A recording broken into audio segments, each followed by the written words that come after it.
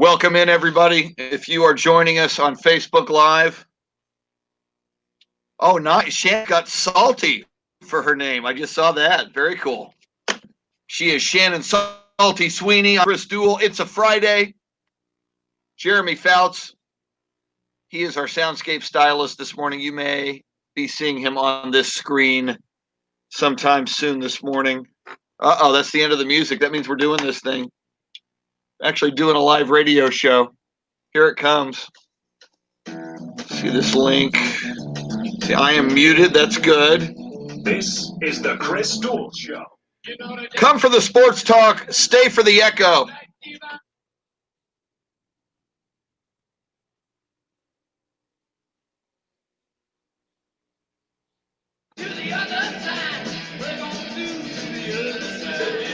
Brian, Hector, welcome in.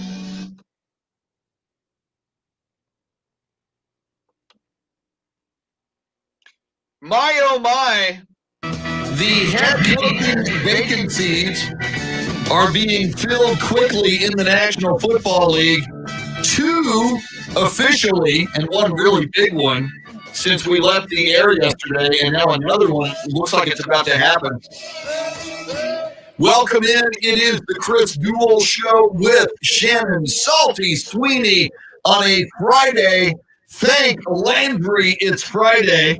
We thank God it's Friday as well, but don't forget, Thomas Wade Landry is a football god, and we thank the football gods who this weekend shall rain blessings of NFL divisional playoff games upon us. God love them. So much to talk about. New NFL head coaches, NBA, Longhorns going to try to bounce back from that tough loss to Texas Tech. They'll take on Kansas State at the Frank Irwin Center tomorrow. We will get into that. We are streaming live video on Ticket 760 and AM 1300, the Zone's Facebook page, where moments ago, Patrick Hart said, "Good morning, Shannon Sweeney." Oh, what? Nothing for me. Just all the love for Shannon. Shannon, how you doing this morning? I'm doing amazing. I'm extra charged. I went and got some coffee this morning that apparently has 20% more caffeine. Whoa! See, I don't have the highfalutin. You talked about one of your big birthday gifts was the ultra turbocharged thermonuclear coffee maker that you have. I got like a little basic Keurig thing, but I do buy, they've got the Starbucks Keurig coffee, and it's got a big 2X on it. It says, which is 2X, double the caffeine. Right. So I do that. Where did you get your double caffeine coffee this morning? I went to Dunkin' this morning. Tim Duncan? Tim Duncan's house? I wish you was serving me my coffee. Tim, Vanessa, can I have a little coffee on the way to work? That'd be amazing. I've become a big Dunkin' fan. I've got one that's in between my house and work, so it's the perfect little pre-order. Drive right through, pick it up, and this is apparently new for them. So we'll see how it goes. I didn't know Dunkin' was open before 6 in the morning. That's pretty cool. I think it's one of the few locations, and it's because Whataburger, McDonald's, it gets old. Yes. Although I will say, we dog Whataburger when they should be dogged, like when they aren't open in the morning when they're supposed to be, and we want coffee and food. The coffee at Whataburger is not bad.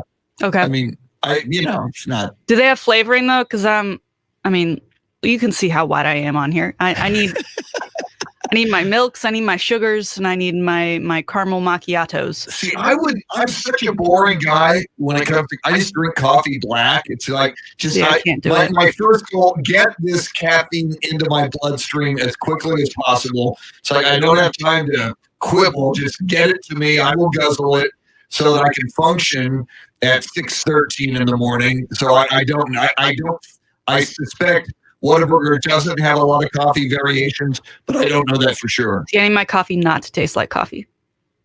And why is that? What do you have against coffee? Are you anti-Colombian? I love a good Colombian coffee, but I want as much creamer in there as I can get. Okay, I get that. I used to be that way, so I totally get it. Just noticed, by the way, and I mentioned we stream live video on Ticket 760 and AM 1300, the Zone's Facebook page. Ofa Lynn joins us from Singapore. Wow. Singapore. See, I'm so old. Shannon, I would do radio, and it's like, man, if Helotus, if somebody in Helotus was listening, it's like, whoa, that's pretty big. If New Braunfels was tuning in, it's like, wow, that's pretty cool. What time is it over there? Gosh, Ofa, tell us what time it is in Singapore. I'm going to take a wild guess. It's 8:14 at night, but I have no idea. That's a wild guess. I see Laura Burris, the pride of the University of Georgia, Wes Perkins. He called into the show yesterday. Clint Proctor on Facebook Live. Shannon, he is still cackling about the Texas Tech win 2 nights ago over the Horns. Chris Gonzalez, Kevin Monk, Jorge Chapa, Patrick Hart, Hector Gomez, Brian Mendoza, who's a Houston Rockets fan. Oh, my God, Shannon. Spurs against a depleted Rockets team last night. No James Harden, of course, because he was traded to Brooklyn. But two of your other big scorers as they wait on Victor Oladipo to show up from that trade, Eric Gordon and John Wall did not play last night. The Rockets had only 9 players. It was supposed to be a cakewalk for the Spurs. Spurs had a big lead in the fourth quarter. Fine, going to get this win. Rockets, late in the game, go on a 14-2 run and beat the Spurs with nobody playing on that team. I think Ted Cruz was playing point guard for Houston. Houston 109, Spurs 105 last night. I am very bummed out. Trap game. Yeah, boom, you called it. Do you put, they get to play again, yes, which is great for Spurs fans. Yeah. Do you attest that more to the Spurs just not being ready to go, or that the Rockets are truly better without James Harden and company? Because they're now 2-0 on the floor without Harden. Whoa. I think a little bit of both. Plus, they got a guy, Rockets had a guy last night, Christian Wood, and he led them in scoring. I don't have the box score in front of me, but he had something like 27 points. But he really got hot in the fourth quarter, started hitting 3-point shots. And the Spurs, we see this in all of sports. If you're the favorite, and the Spurs had to be the favorite last night with Harden gone, Eric Gordon, John Wall out of the lineup, only 9 players for the Rockets. This will go for the divisional playoffs this weekend in the NFL, and we'll talk about them. You let an underdog hang around long enough. You let them hang around. You let them in the game. You let them have a shot in the fourth quarter, and they can often beat you. You need to really just knock out an underdog and take away all of their hope, especially going into the fourth quarter, and the Spurs did not do that last night. Yeah, don't let them want it more. Yeah. So, and you're right. These two teams play again tomorrow afternoon. It's a Saturday game at 4 at the AT&T Center. So on the Spurs Radio Network, and that includes AM 1300 The Zone in Austin, 1200 WOAI in San Antonio. Pregame 3:30 with the voice of the San Antonio Spurs. Our good friend joins us every week on this show, Bill Schoening. Let me introduce to you, because I'm not usually bad at it, and I shouldn't be. And we should be seeing him on Facebook Live a little bit later, maybe sooner than later, on Facebook Live on the video screen. He is the pride of Oklahoma Christian University. He turned down a scholarship to Oklahoma Satanic University because he doesn't like sacrificing goats first thing in the morning, which I think is one of the requirements at Oklahoma Satanic University. Plus, you have to carve a pentagram into the palm of your hand, which I think is a little ridiculous. The beautiful, the talented Jeremy Fouts, what is up? Good morning. Good morning to both of you. I would like to wish both of you a happy National Strawberry Ice Cream Day. Strawberry Ice Cream Day. I haven't had strawberry ice cream in 30 years, man. It's cool. It's vanilla. You got little chunks of strawberry. Shannon, are you down with strawberry ice cream? No. I like my coffee flavorful and my ice cream plain. Vanilla all day. No, so not even chocolate, just vanilla. I'll do a chocolate shake, but just plain old vanilla for me. Bluebell homemade vanilla, even better. See, the most decadent years, I don't even know if they have this anymore, but when I decided to start developing a weight problem, like in the 80s, late 80s, early 90s, Haagen-Dazs had something called deep chocolate peanut butter ice cream. So it was like deep chocolate ice cream with this huge swirl a significant swirl of peanut butter in it. And I'm a freak. I would just sit down and eat the whole thing at once while drinking beer. See, I believe beer goes with everything, including ice cream. And that's when I went from being lean and mean and a fighting machine to kind of a pudgy, James Harden looking dude. Milk and beer, I don't know that my stomach would be able to handle that. So kudos to your iron stomach that you have. That in itself is quite a compliment. Thank you very much. My iron James Harden-esque stomach. Okay. It's coming up on 6:20. We do this at 6:20 and at 7:20 in the mornings, and it's actually done on AM 1300 The Zone and on Ticket 760 12 times throughout the day. It's a cash contest, and I keep telling you, man, throw your name in the hat because somebody wins it. It may as well be you. So listen closely. Here it is, the Grand in Your Hand cash contest. Let us give you money. Your chance to win $1,000 is right now. That's the nationwide keyword. Green to 200-200. You'll get a confirmation text and info. Standard data and message rates apply in this nationwide contest. Once again, that's green to 200-200. Good luck. Good luck. The keyword green. So, Shannon, I know we got a long way, not really a long way to go until St. Patrick's Day, March 17th, where green will be the operative word. But it just struck me in the sports world, I hear green. I'm a Spurs fan, so I think of longtime Spur, and he was on that team in 2014 that won the championship, and he had a really good run against Miami, hitting a lot of three-point shots in that series. Danny Green, off the top of your head, who is the greatest green?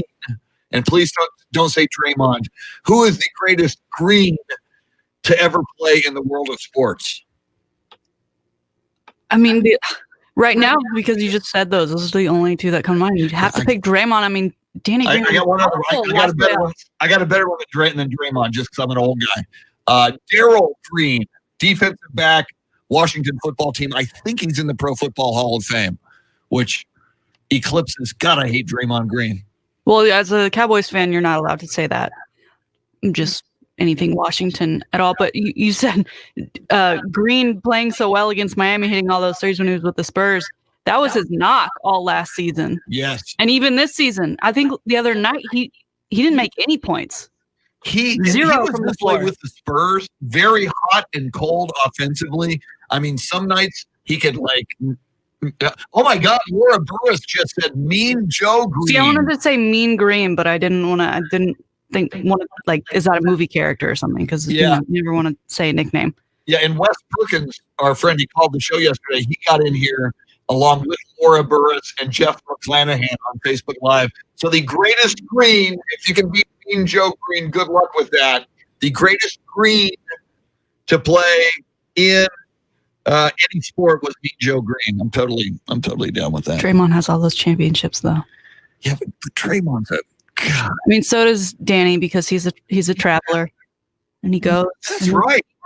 What? Danny had 3 different teams. Yes, he had Spurs that he won back-to-back, which Kawhi did not do. Danny Green won with Toronto and Kawhi, and then last year with the Lakers. That's amazing. Danny Green's That's not right. I know, to welcome people into his house and open up the little showcase, and he'll have spotlights on his Spurs ring. You'd call him a ring chaser, but he gets traded to these teams. He has no say where he goes. And isn't he with Philadelphia now? Yeah, he's somewhere else now. So he's got another shot. I know. You look at the Eastern Conference. If Philly wins the title and Danny Green gets his 4th ring with the 4th team, and I think that would be the record. I think Robert Horry had a ring with the Lakers, the Rockets, and the Spurs, multiple with some of those teams. But I think if Danny Green gets one more ring with another team, I think that's going to be the record. 4 different teams. And as you mentioned, Shannon, he's not exactly Michael Jordan. He's kind of a freaky, inconsistent player. He may stumble his way into the Hall of Fame. That's amazing. That's incredible. Yeah, Kevin Monk says AC Green. Yep, he was good. Sam Tobias says Kevin Green, who just passed away, Hall of Famer, LA Rams, Pittsburgh Steelers, Kevin Green. He passed away like 2 or 3 weeks ago. So thanks for bringing me down, Sam Tobias. By the way, Sam Tobias, who works at HEB, Shannon says there is no longer any Haagen-Dazs deep chocolate peanut butter ice cream. So maybe one of the reasons I used to devour it back in the 80s and 90s was maybe in the back of my mind I knew it was not long for this world. So I just ate as much as I possibly could. Right. Or you were the only one getting it, and they're like, we can't feed this habit anymore. Yeah, I know he's a pig and he eats like a lot of this every year, but we're not making a profit off of this. Only that fat James Harden looking dude down in San Antonio is pigging out on this ice cream. All right, Shannon, it is our poll question today, and it's a big part of our weekend. We kind of threw this out last week for the wild card round, but I think it's kind of interesting. It'll be interesting to see how this goes. Our poll question has something to do with this weekend's divisional playoff round.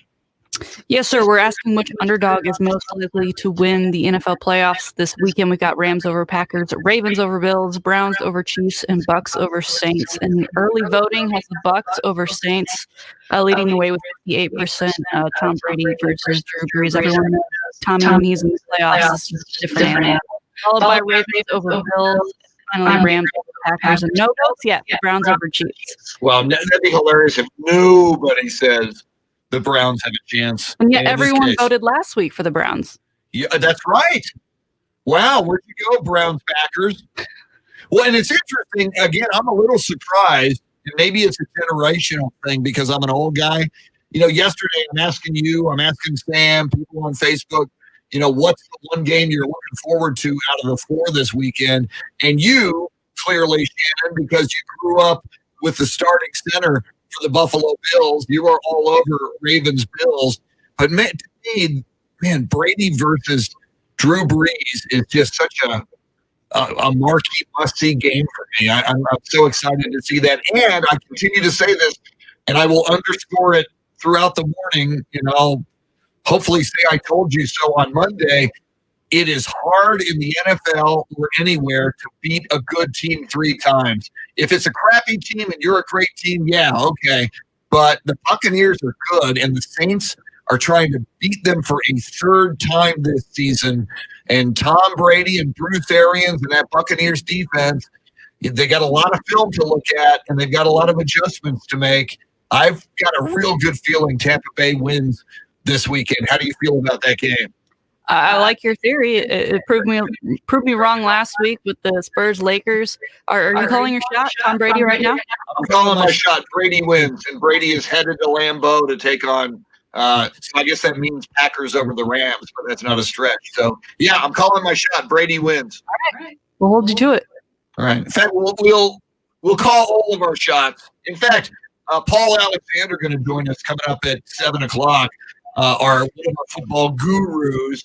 We'll all call shots in all of those games coming up. By the way, also, Carl Schoening. So we got a football guru at 7:06, Paul Alexander, a basketball savant and guru, Carl Schoening, at 8:06. Jeremy Fouts is your soundscape stylist. Hey, you want to jump on the phone lines? We love talking with you. Anything you want to talk about, NFL playoffs, we'll get into these new coach hires as well.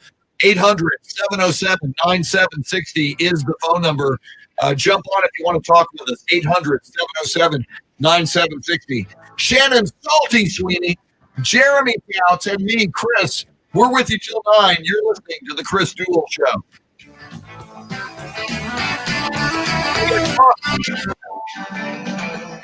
Woo!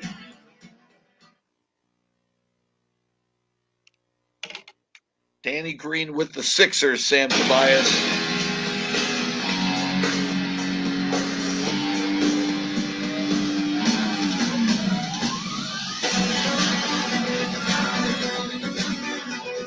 Praise be. Gosh, that glare sucks.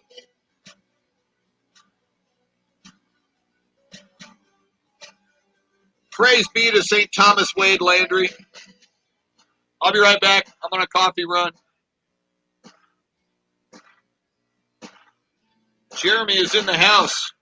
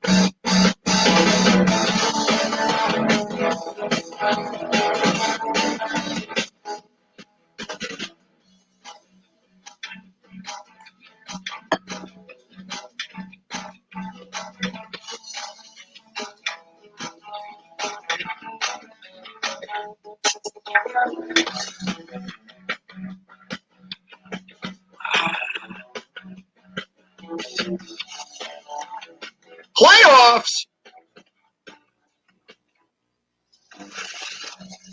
Julio Reyes, good morning. I need.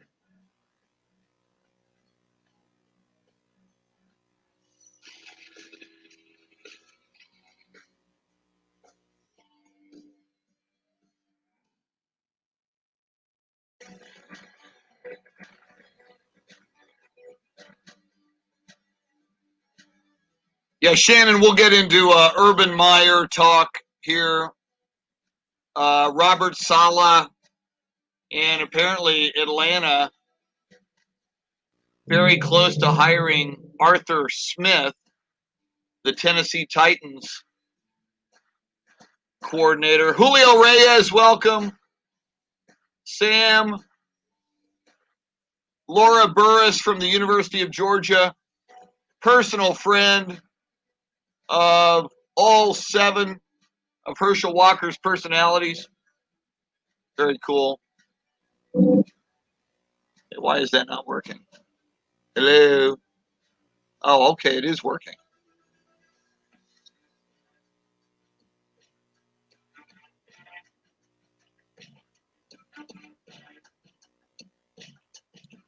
Hate it when that happens.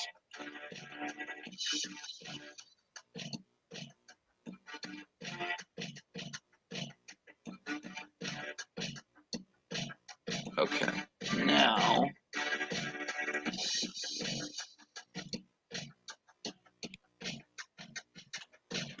Yeah, Sam, I don't know why YouTube is ahead of Facebook. It must be a Zuckerberg conspiracy of some kind.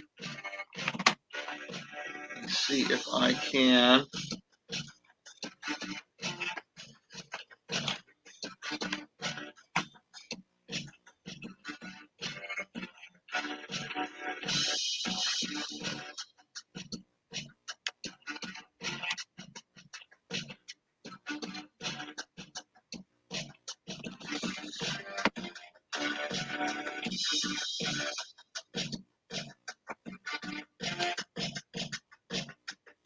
Let's see. There's that.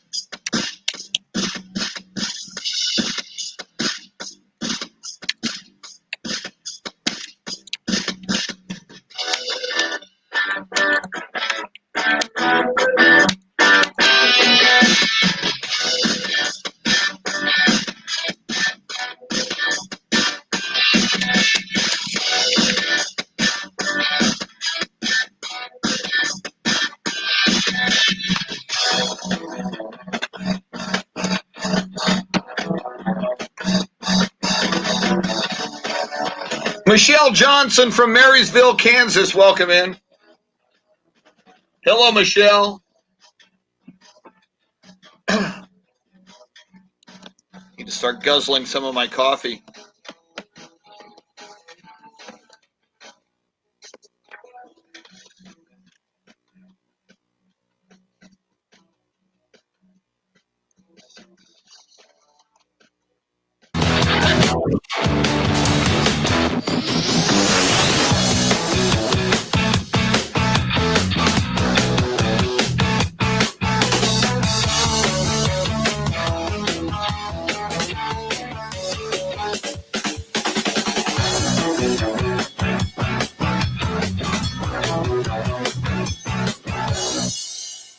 Up, the music ends. Here we come. New segment. Woo!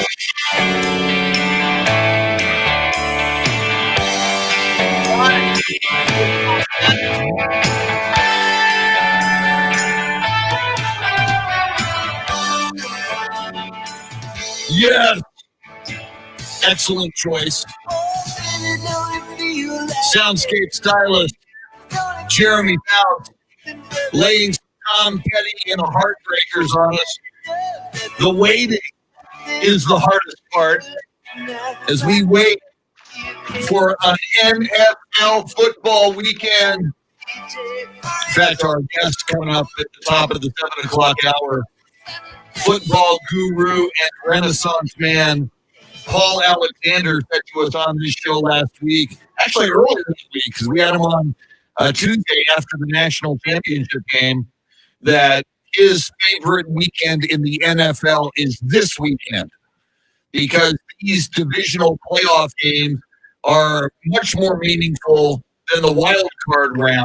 Plus, you know, your best teams in the league that had the bye week, that being the Kansas City Chiefs and the Green Bay Packers, they will be in action this weekend. So unlike the next week, the AFC and NFC championship games, you only get 2 games. And more football is good football, Shannon. That's a T-shirt. And maybe that's, although I do plan to be cremated and have my ashes spread upon the field at AT&T Stadium. So I won't have a headstone per se. But if I did, maybe my epitaph would be more football is good football. And that's pretty much what we have this weekend. We've got more football. You want to be scattered on a turf field that'll eventually be thrown away? But it's the Cowboys. I mean, I wish. It could have been Texas Stadium. I was going to say, wouldn't you go to like the grounds of Texas Stadium? And maybe that's it. I wonder what's there right now. Maybe that's it. So I know at Metropolitan Stadium, they paid Minneapolis, Paradise to put up a parking lot. say what? They paid Paradise and they put up a parking lot. Bastard. I did. I was so obnoxious many years ago. I'm a big Cowboys fan, obviously. Roger and Drew Pearson, the Hail Mary pass, Metropolitan Stadium, Bloomington, Minnesota, December 28th, 1975. Not that I can't get over it, but what is there now? They tore down that stadium. It is now Mall of America. It's a huge mall in Bloomington called Mall of America. But I did help. I talked to some locals. I said, find me the spot. Where did the end zone used to be? And I stood. There's now like a like a J.C. Penney or something. But I stood on the spot of the end zone where Drew Pearson crossed over with the touchdown that gave the Cowboys the victory over the Minnesota Vikings that day. Did you take a picture? I did take pictures. And I was like I was younger. This was like maybe 15 years ago. So I was kind of loud and I'm like, yo, Cowboys, right here. Bite me, Vikings fans. Yeah, I was a little obnoxious. There's a reason why people hate Cowboys fans. Yeah. Well, and I am part of that reason. I'm sure people in that mall were like, what is he talking about? What an idiot. This is a mall. Shut up. Go get your Auntie Anne's and calm down. Go get an Orange Julius, you idiot. All right. So, I mean, and I hate it when this happens, Shannon. We go off the air yesterday at 9 a.m., and at 9:07 a.m., I get an alert on my phone. The Jacksonville Jaguars are finalizing a deal to name Urban Meyer as their new head coach. I'm like, damn it! We were just on the air 8 minutes ago. We could have reacted to this. No, we had to wait 21 hours. But I'm a little surprised. I mean, now it's sinking in, and I guess now it makes more sense. But, Urban Meyer has kind of played, this dance with most recently the University of Texas. A year before, I know USC was courting Urban Meyer, and there's always this question: can a really, really good college football coach, a national championship college football coach, make the leap and become a great NFL coach? Jimmy Johnson did it. Nick Saban, not so much with the Miami Dolphins. Shannon, how do you feel about Urban Meyer as the new head coach of the Jacksonville Jaguars? I'm okay with it. I was okay that he didn't come to Texas. I think I would have really had a moral conflict with him ending up there. So I'm okay with him being. Time out. You would have gotten over it in like 7 minutes. Because winning cures everything? Well, yeah. It doesn't cover everything, though. It's still there. There'd still be a documentary about it in 10 years. I used to hate Deion Sanders when he played with the 49ers. I used to hate his guts. And he'd go into the end zone. He'd intercept a pass, and he'd head to the end zone and do this little pose where he'd put his hand on the back of his helmet, and he'd just kind of prance. And I hated that guy. And then as soon as he became a Cowboy, it's like, whoa! And as soon as he would intercept a pass, I'm doing that dance with him in my living room. So, I mean, when the bad guy comes to your – and granted, Urban Meyer brings more baggage than Deion Sanders brought to the Cowboys. But I really believe, and I could be wrong, but I believe he would have forgiven him for all of his sins. I'd have to get a championship first to then see how I feel about it. But nonetheless, he's the head coach of the Jacksonville Jaguars. I think his career there really relies on Trevor Lawrence being the star quarterback that we all think he's going to be, right? He's the first guy since like Andrew Luck that people are like, no, he's going to be a great player. He's going to lead that team to the playoffs. So Urban and Trevor kind of are hand in hand in this situation. And they have all the 4 picks in the first 40-something picks in this draft. A lot of picks and a lot of cap room to make moves. It's going to come down to that as well as building a team around Trevor Lawrence for them to be successful. So I wouldn't be surprised if the first couple of years they do get a playoff berth and kind of put themselves back into that conversation that they haven't been in so long, except for, the 1 year we were popping Bortles for really no reason whatsoever. Jalen Ramsey saying, I'm going to go to the Super Bowl and I'm going to win that B. And again, what was that? 3, 4 years? I mean, what was it that long ago? Right. These Jacksonville Jaguars were in the AFC Championship game against Tom Brady, Bill Belichick, and the New England Patriots. As I recall, either tight or the Jags had a lead in the fourth quarter. And again, right after that one, as always happens, teams that just miss, everybody, they're the sexy pick the next year. It's like, oh, this year, with a year under their belt, and they've experienced the AFC Championship game. Jaguars, they're going to go to the Super Bowl. Well, no, not exactly. Right. So they've had a complete overhaul since then. And here we are. What a difference. You look at the god-awful season Jacksonville had, and you compare it to the Jets, and we'll talk Jets. They named their new head coach, 49ers defensive coordinator Robert Saleh. We'll get into that. But then you even compare it to like the Houston Texans, who had no draft picks, and now we're going to have to contend with the Jacksonville Jaguars, Urban Meyer, and presumably Trevor Lawrence. My God, just if you're a Jaguars fan, you're a very, very happy camper this morning, I imagine. And how fun is that going to be? Trevor Lawrence versus Deshaun Watson? Assuming they make Deshaun happy and he doesn't force a trade out of Houston before then? Well, and here's part of that as well. Okay, so Urban Meyer to Jacksonville, Robert Saleh to the New York Jets. We are now hearing, and maybe before we go off the air this morning, that the Atlanta Falcons have made an offer to Tennessee Titans offensive coordinator Arthur Smith. My question to you, where's Eric Bieniemy? All I've heard for the last calendar year was the hot choice to be a head coach, Kansas City Chiefs offensive coordinator Eric Bieniemy. So as I hear you say, can they keep Deshaun Watson happy? One of the big stories was, and we talked about it, the Texans had not interviewed Eric Bieniemy. There was a moment like 2 weeks ago where all the other teams that had head coaching openings had interviewed Eric Bieniemy or asked to interview Eric Bieniemy, except for the Texans. Well, then the Texans hire their new general manager. Deshaun gets ticked off. Deshaun goes public about how angry he is. And now the Texans have requested to interview Eric Bieniemy. I'm wondering if you're Eric Bieniemy, and obviously he can, wait and bide his time because he is a hot commodity, but, he's like 58 years old, and I imagine he wants to get on with his head coaching career. You just wonder if the chances of him being the next Houston Texans head coach, because since we went off the air yesterday, it looks like 3 head coaching vacancies have now been filled. You wonder if Bieniemy's chances of being the Texans head coach are ascending.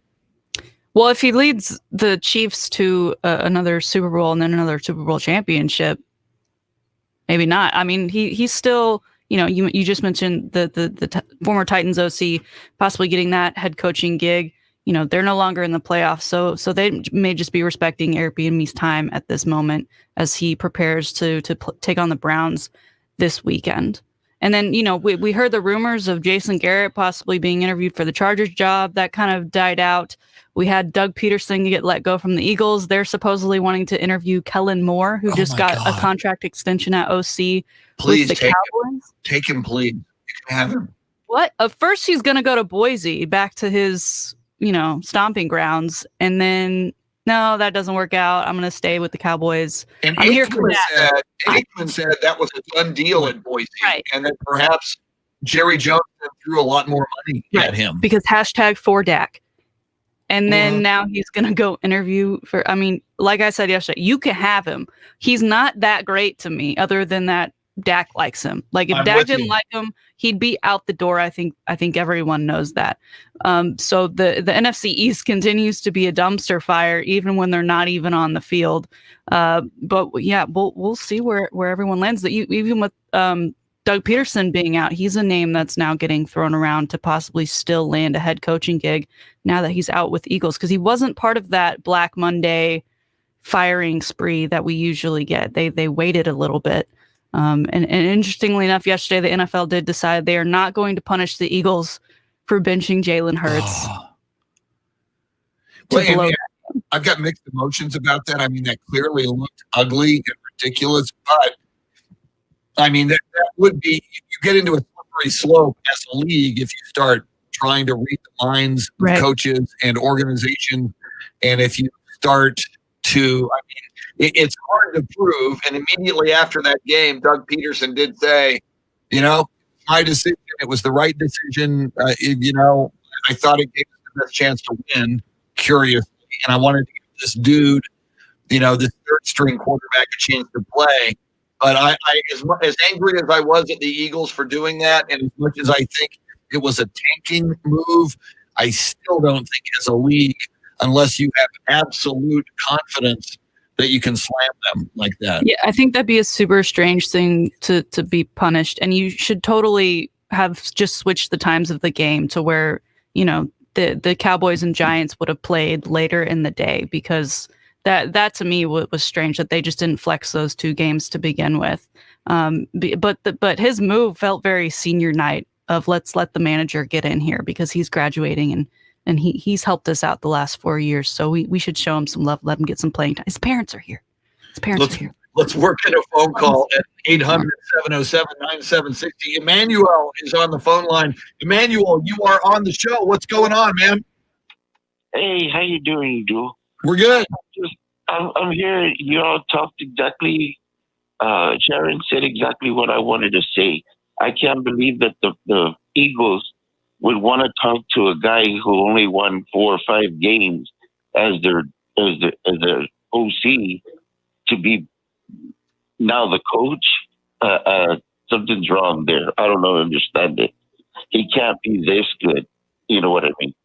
Yeah. So thank you very much. You all have a good one now. Emmanuel, thank you for the phone call. 800-707-9760. And Shannon, I guess, well, 2 things. One, my understanding is Jeffrey Lurie, the owner of the Philadelphia Eagles, wants to go cheap on the next hire. I've heard a couple of people from Philadelphia say that, A, he still owes a lot of money to Doug Peterson. B, he still owes a lot of money to Carson Wentz, depending on what they do with that. And I wonder if for Kellen Moore, again, do you get a mulligan for losing Dak Prescott? That offense started, after floundering for a while, with their quarterbacks right after Dak went down. That offense started to get going a little bit later in the season with backup quarterbacks. Yeah, especially it took a couple games to get your actual backup in there because of coronavirus and injuries and Ben DiNucci. This, that, and the Ben DiNucci. It's almost like the Eagles and Kellen Moore. He's what, 32? It's almost like they're wanting to say he's the next Sean McVay. That's what people like to do these days. He's the next young gun who's going to come in here. He's going to run this team for 10 plus years and take us to the promised land one more time. Can't believe he's 32. He looks 16. I can't even believe Kellen Moore is still associated with the Cowboys. It was bad enough when he wore a jersey. Can you imagine Mike McCarthy if Jerry's forcing this down your throat to have Kellen Moore? All right, we'll talk more NFL. Oh, speaking of NFL, Paul Alexander, Mr. Football guru, golden god, Renaissance man. Love talking football with Coach A, Paul Alexander. He will join us next. Sports packages coming your way. Sports update at the top of the hour. Shannon, Salty, Sweeney, Jeremy Fouts. I'm Chris. We're with you till 9. Thanks for hanging out with us. You're listening to the Chris Duel Show.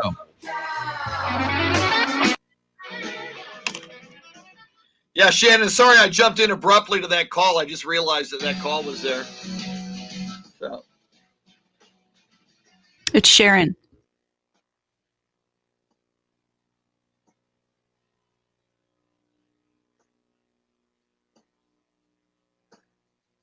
Edited for Radio Muses, Sam Tobias, Xavier Moreno.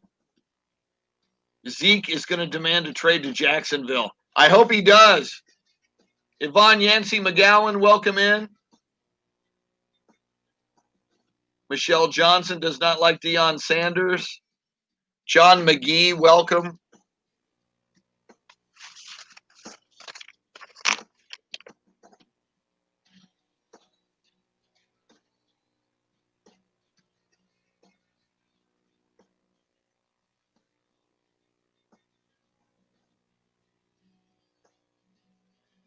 I'll wait on my coffee until the next break. I'm getting caffeined out.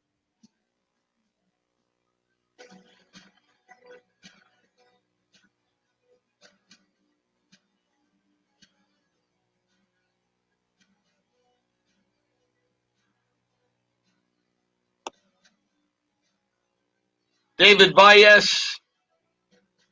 Yeah, David, that was a rough Spurs loss last night, and Jakob Pertl did not distinguish himself. Armando Salinas, welcome in.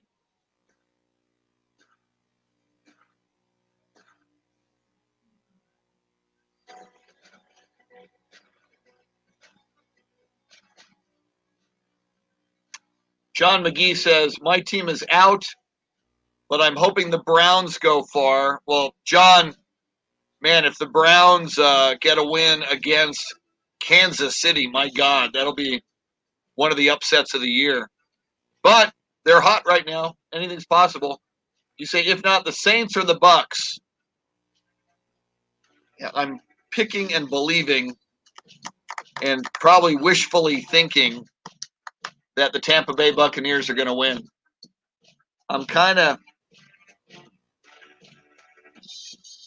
I have this weird appreciation for Tom Brady because he's old and still playing quite well, by the way.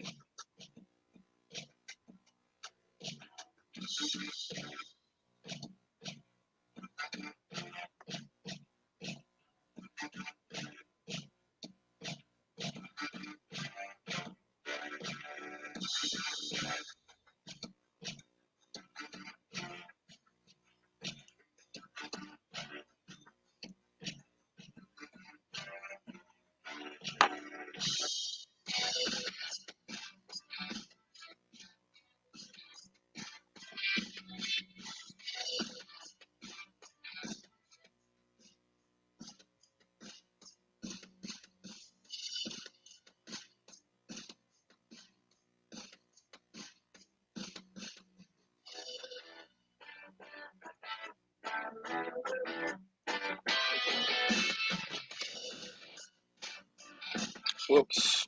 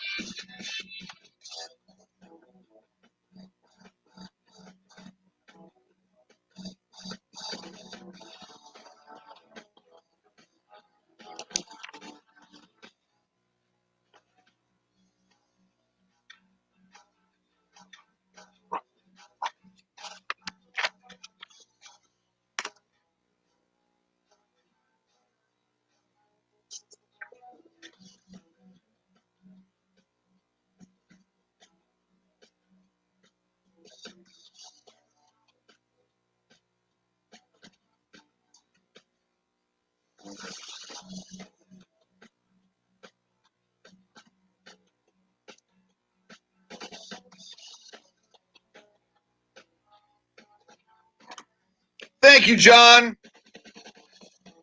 John McGee says it's awesome. We can see Shannon now. Manuel Gonzalez says Wentz wants out of Philly. That may have changed now since they blew out Doug Peterson. Manuel, we're not sure, but it may have. I'm going to go get water. I'll be right back.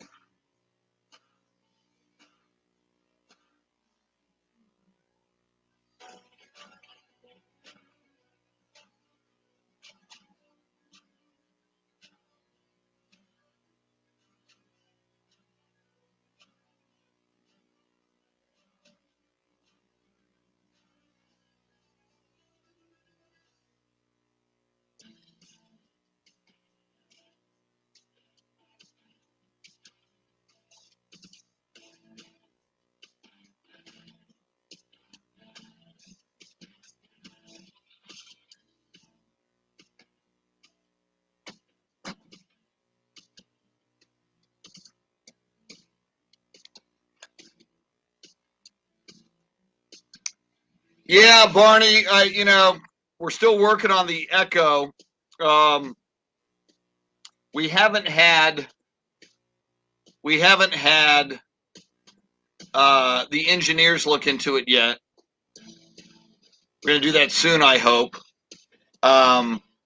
Because there's a skeleton crew in both of these studios because of COVID, there's less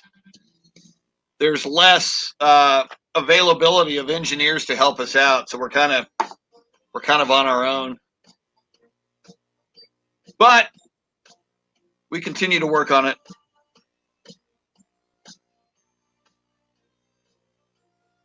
I know you know, but just a reminder, Paul's here. Okay, cool. Thanks. Just checking. Appreciate it.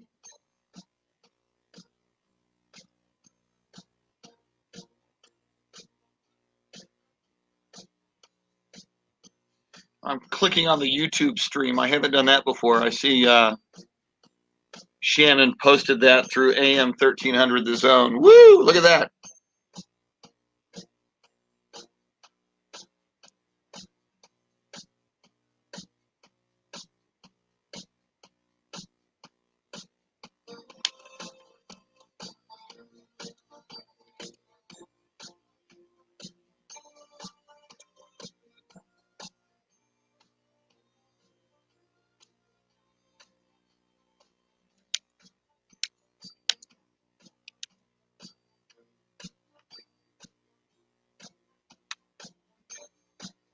And that is on the Ticket 760 YouTube page. Wow, very cool.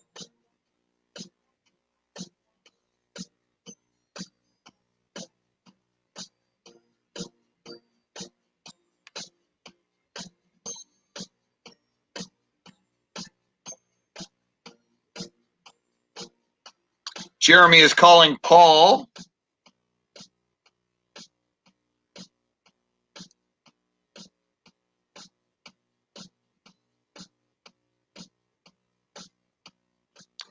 Currently, the poll question, 50% say the Tampa Bay Buccaneers are the most likely underdog to win.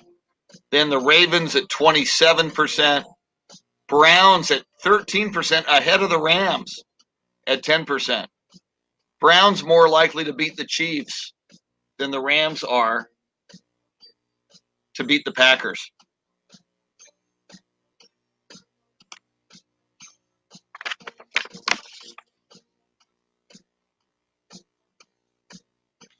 We will have Coach A, Paul Alexander, right here. Thank you, John McGee. Have a good weekend, man. Thanks for being here. Manuel, read the second part of the statement. What? Okay, I'm looking. What? So Philly is going after Kellen Moore so that they can try to steal Dak away from the Cowboys next year when he's a free agent. Wow. Manuel, that's quite the conspiracy theory. I hadn't thought about that. Interesting. All right, here we come.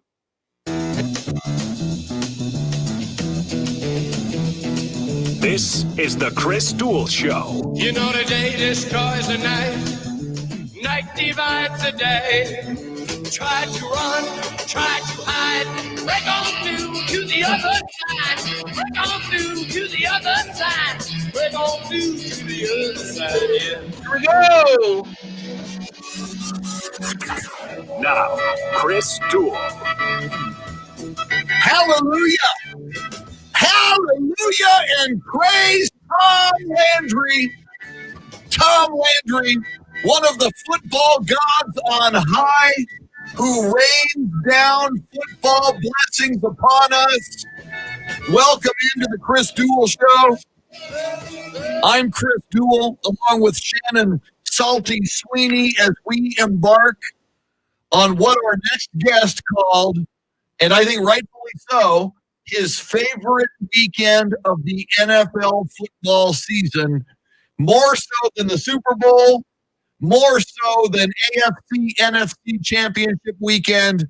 Earlier this week on this show, Coach A, Paul Alexander, laid out the case why divisional playoff weekend with 4 games And more football is good football is the best weekend to be a football fan of the National Football League. Let's welcome him in.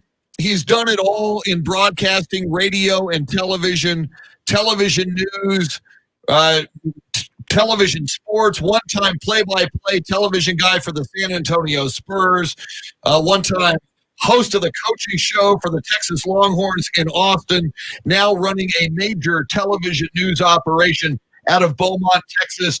Football guru and Renaissance man, Paul Alexander. Welcome back. How you doing, Paul? Chris, thank you so much. And yes, it is the divisional playoff weekend, and it's just the best because now you got the big dogs in. You only have 8 teams left. Every single one of those 8 teams is absolutely convinced they're going to win the whole thing, and that's great. The only downside for me that gives me the shiver and shakes is we're down to 7 football games remaining. I know, and I try not to think about that, Paul. And I'm like you. I mean, I'm like a kid in a candy store or a kid on Christmas morning watching NFL football and college football. But you know, there's something special about playoff football. And as you told us on Tuesday, you know, compared to last week, which was wonderful, wild card weekend in the NFL, you know, now the really big dogs come in, the 2 teams that had the bye, best record in the NFC and AFC, the Packers and the Chiefs. And as you say, Paul, every team believes they've got a shot. Does that include the Cleveland Browns and Baker Mayfield going out to Arrowhead Stadium? It's what they think for sure. And by the way, you know, I kind of took the castor oil last week. You know, I said flat out they had no chance against the Steelers, and they scored about 400 points or whatever it was. The Browns are obviously a talented team. The Chiefs, the defending champs, I think the favorite to win the whole thing, although maybe not the prohibitive favorite. You know, they really have not played great for about a month right now. But the Browns have sufficient personnel, and they've got some momentum. And, you know, playing at Arrowhead is not going to be the daunting thing that it would normally be. So I don't think they have much of a chance, but they think they have a chance. And sometimes that's all that matters. Paul, what do you think the biggest draw is this weekend for football fans? We just talked about the Browns, obviously, and Odell Beckham Jr. tweeting, "Don't be surprised if they win." That'd be a pretty big surprise to a lot of people, but not as much as it might have been after they just beat those Steelers. We've got Bucks and Saints, so the History Channel, Tom Brady versus Drew Brees, but for the first time in their NFL playoff careers. And then the Ravens and Bills, where of course Lamar Jackson is still trying to prove that he is MVP worthy after last year, getting his first playoff win just last week. And then the Packers and Rams, where the Packers seem to have the easiest road to the Super Bowl.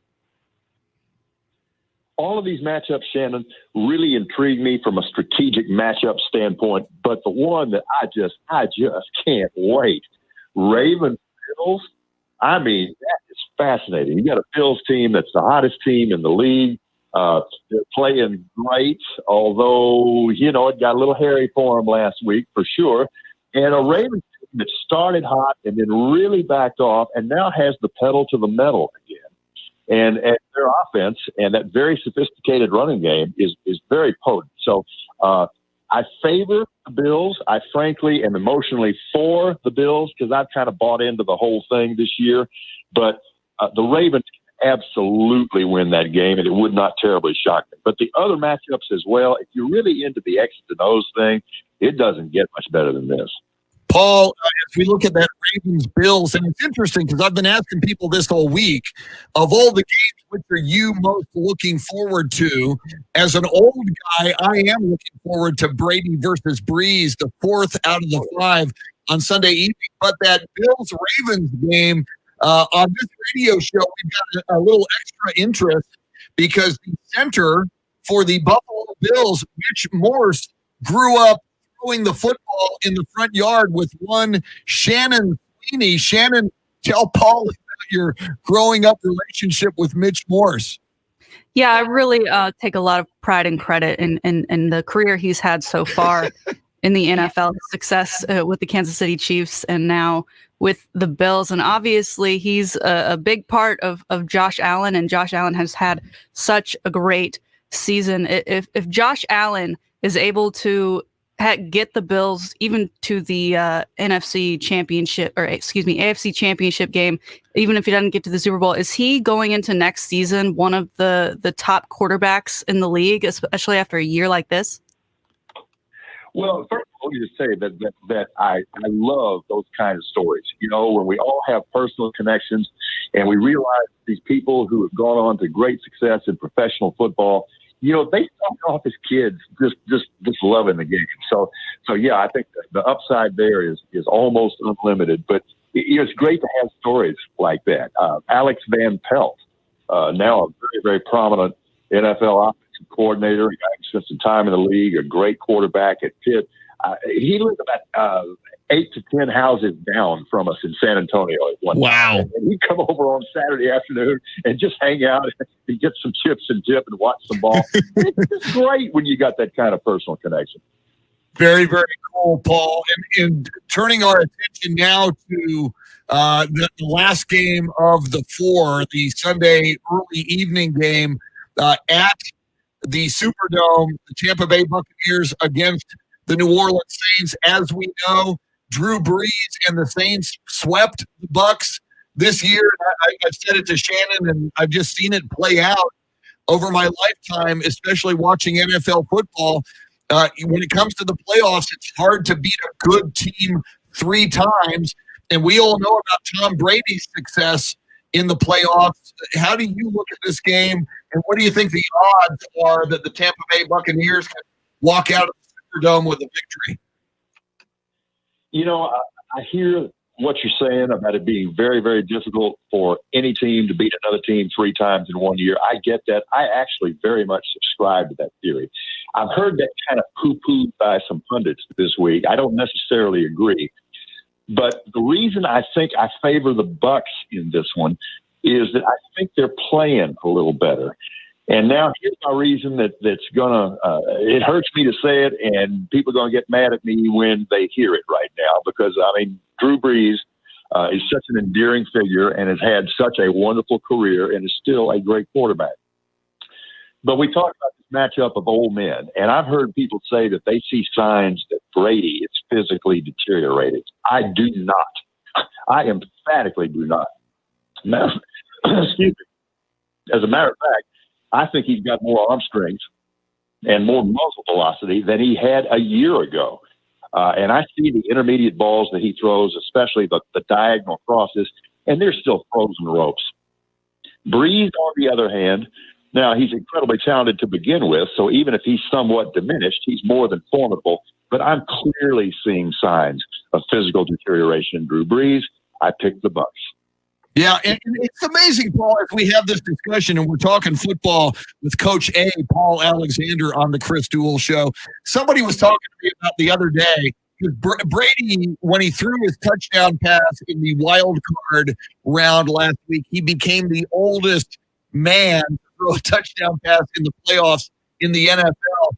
And they put up apparently a photo of George Blanda, the man who previously held that record. And Blanda, at the same age as Tom Brady, Blanda looks about 88 years old in the photo when he was like 42, and Brady looks like he's 32. The very fact, and today is Drew Brees' birthday. Drew Brees turns 42 today. I just think the fact that we're having this discussion and that 42-year-old Drew Brees and 43-year-old Tom Brady are playing in a divisional round, both leading their teams in the playoffs. And I agree with what you say about Brees and about Brady and about the current state of their quarterbacking skills. But my gosh, the fact that we're even having this conversation, I think, is a testament to the careers both of these men have had and in the way that they've both taken care of their bodies up to this point. Bingo. The way they've taken care of their bodies up to this point, but they're aided by the fact that we know so much more physiology right now and chemistry right now and nutrition right now. And so it's one thing to have a desire to take care of your body. It's another thing to have all of this information and all this means of doing so. And you still have to commit. George Blanda didn't have that advantage. and George was not opposed to a plate of nachos every now and then. And I'm not going to grudge that. But both of these guys have not only committed to staying in shape and committed to turning back the hands of the clock, they've done their homework on how to do it. And that information was not always out there. Coach A, Paul Alexander, talking football with us in a moment. We'll talk about head coaches in the NFL with Paul, and then we'll get to the Texas Longhorns with him, some of their new hires in that new Sarkisian regime with Paul. We've talked a little Saints Bucks.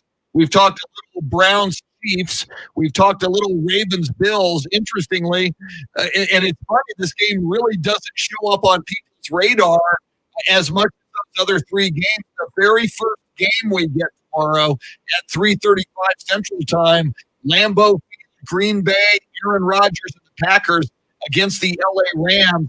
Packers a 6.5-point favorite. I don't think anybody's out there predicting a Rams victory. Your thoughts on Packers-Rams tomorrow afternoon? Really fascinated by this one, too. The Pack, obviously the number one seed in the NFC. They're playing at Lambeau. Sounds like there's going to be at least a little winter there, so we'll see how that goes. But the one concern I have about the Packers is that I really don't trust that defense.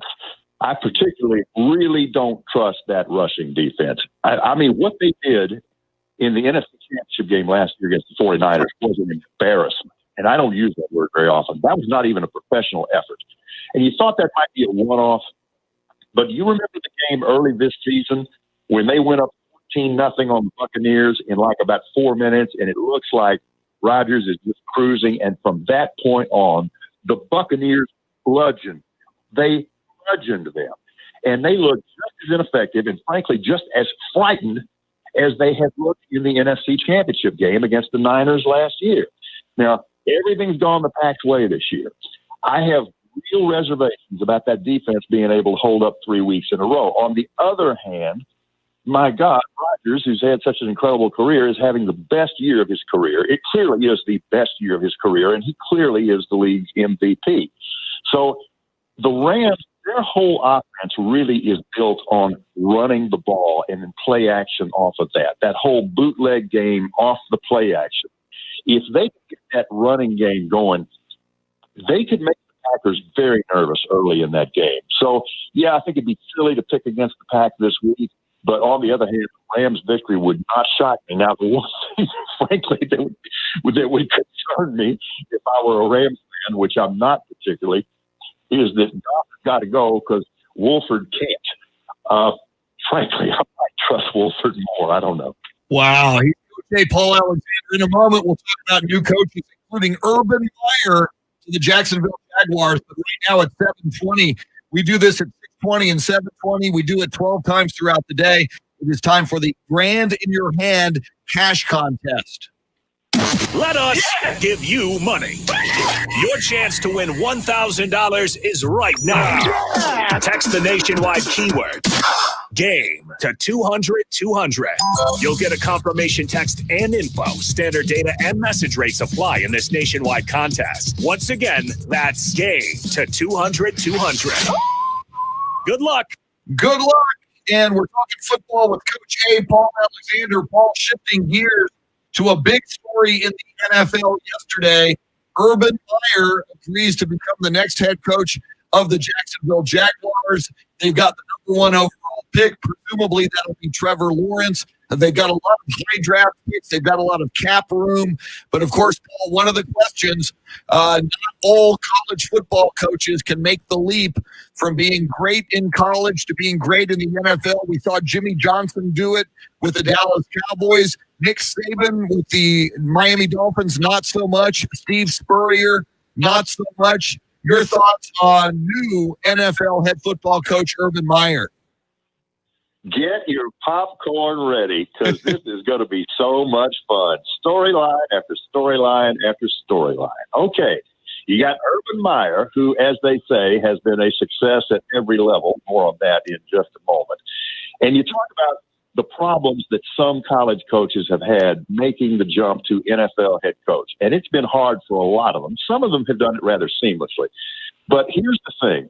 if there was one thing that's been consistent about Urban Meyer and his success everywhere he's gone, it's that this guy is a complete and total dictator and martinet. And I'm not saying that as a criticism, by the way.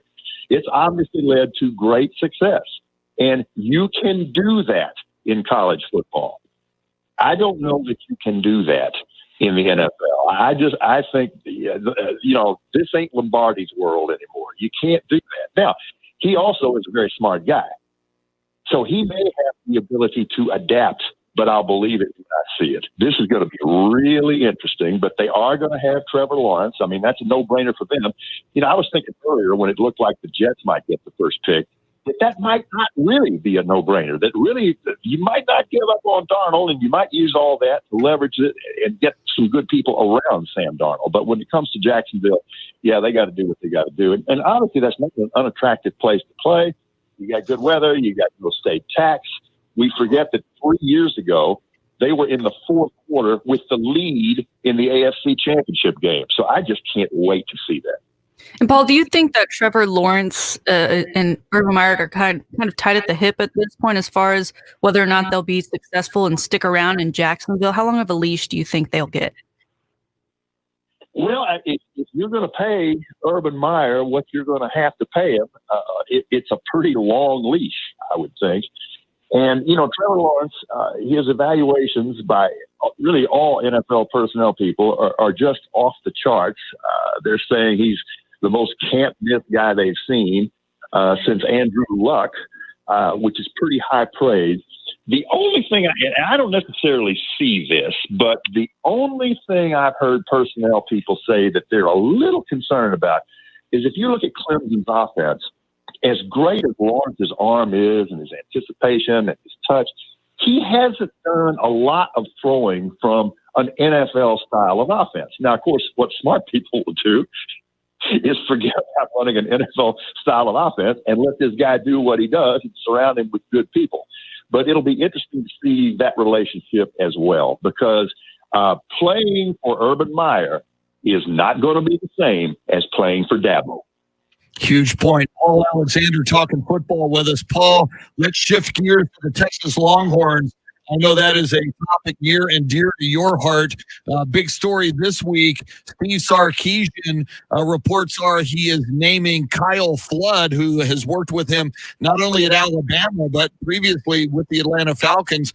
Kyle Flood, who's got a lot of experience at Rutgers, spent a decade at Rutgers, including some time at head coach. I think he was 27 and 24 as a head coach at Rutgers, the new offensive coordinator for the Texas Longhorns. Any thoughts about this hire? Yeah, Sark's doing all the right things. He is out of the starting blocks like Johnny Lamb Jones, rest his beautiful soul. Sark's doing all the right things. And this is what I thought was great. It just drives me crazy sometimes when people get jobs in the NFL and they get jobs based on what they've done with a particular skill set, and then they get the job and they're not responsible for that skill set. Where am I going with this? Sark says, heck yes, I'm calling the plays.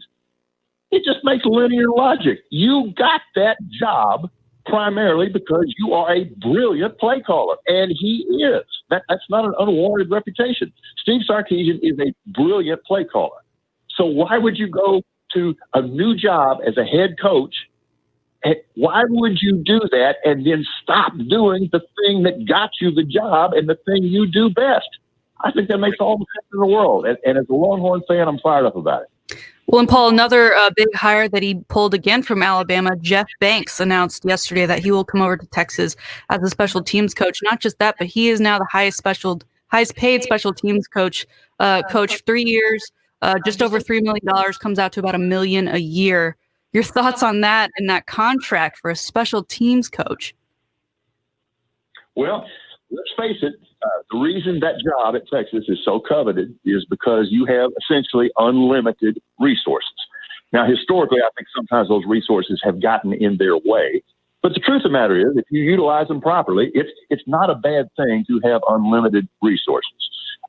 We've seen some problems from time to time that have bitten them in the rear end with Texas special teams, and accumulating all this talent on the coaching staff. It's not just the talent, though. The relationship among coaches on a staff is everything. Because let's face it, you're making a lot of money, but you're under an unbelievable amount of pressure. And this is not a joke. A 19, 20-hour workday is just routine. You just call that a day that ends in Y. So if those guys don't know each other, and they don't trust each other, and they don't like each other, and you see situations where they all got different agendas, and they're all going for different jobs, and they're all leaking stuff to the press and stuff like that, that is a miserable existence. But the fact that these guys are not only that talented, that accomplished, but have a previous relationship, that's the way you do it. Very, very cool. Paul Alexander, a tremendous follow on Facebook. You can go find him on Facebook. You get a lot of football takes. You get a lot of takes on life that are just outstanding. Very, very thought-provoking and insightful. One of my favorite things to do each week, and got to do it 2 times this week, is talk football. Paul Alexander, enjoy your favorite weekend of the NFL football year. And we'll talk more football again next week, man. Always outstanding, sir. Thanks for taking the time. We appreciate it. Chris, thank you very much. Enjoy your weekend. And Shannon, always good talking to you. Thanks so much, Paul Alexander. If you have a hard time finding him on Facebook, just hit me up on Twitter or wherever, and I'll send you a link. He's one of my favorite football minds, and he's got some great thoughts on he's like a philosopher. He's amazing. All right. We will talk more about NFL weekend. We'll check our poll question coming up as well, this day in sports history.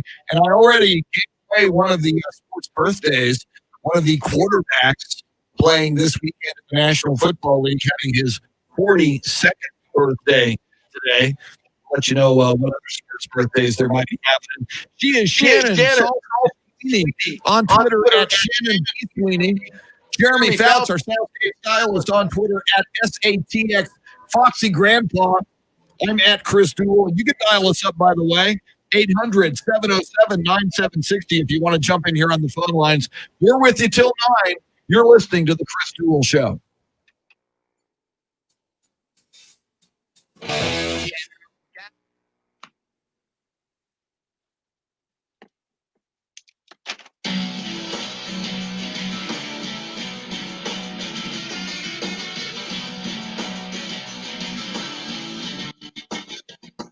Woo!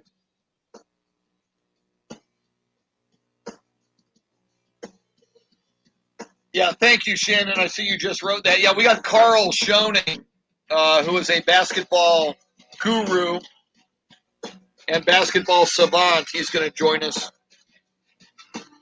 at 8:06. Let me see here. Yeah, I'll probably do sports history and sports birthdays in this segment. All right.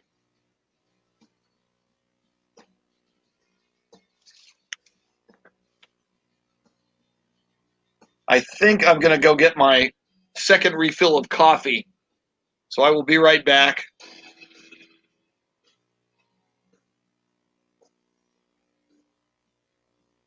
I'll let you enjoy some Mike Taylor.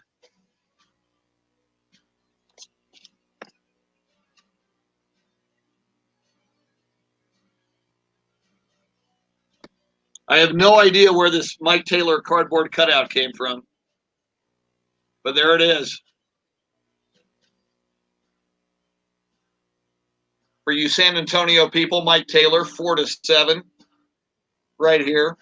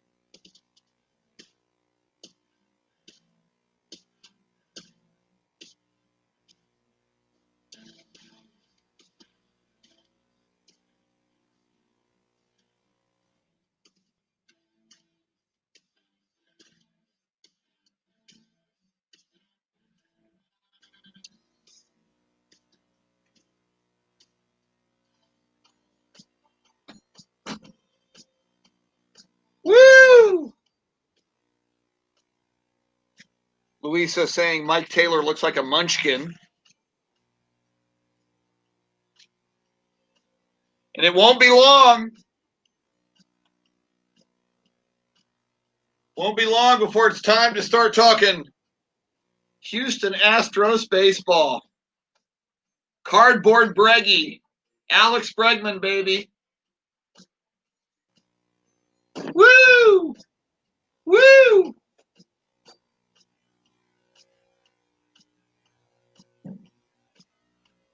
Woo! Steve DeRocco. Ladies and gentlemen, Steve DeRocco is in the house. Good morning, Rocket Man. Steve DeRocco, founding member of the San Antonio Polar Bear Club. Steve DeRocco, the original rock, the original Italian stallion. THE rock. THE stands for the human element. Man's threat, woman's pet, the ultimate object of desire. Steve DeRocco, ladies and gentlemen. What is up? Anthony Del Toro, welcome in. And thank God for coffee. Coffee gods and football gods. Thomas Wade Landry. Praise Tom Landry. Musa says that's our mayor, the mayor of sports, Mike Taylor. Oh, I need to see if there are any major celebrity birthdays since I'm going to do sports birthdays. What the hell? Let's do some celebrity birthdays.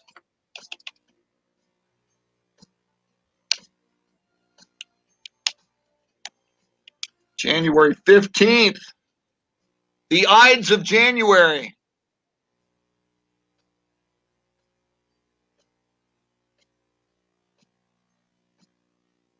You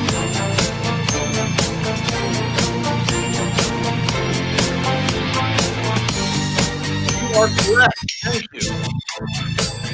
Let me tell you that.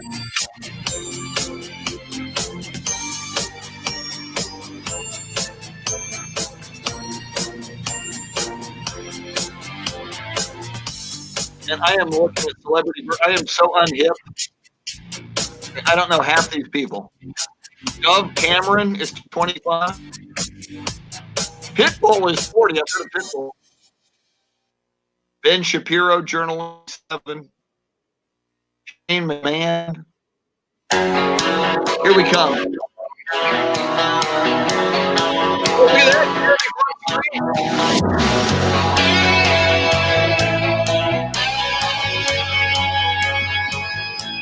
Welcome back in.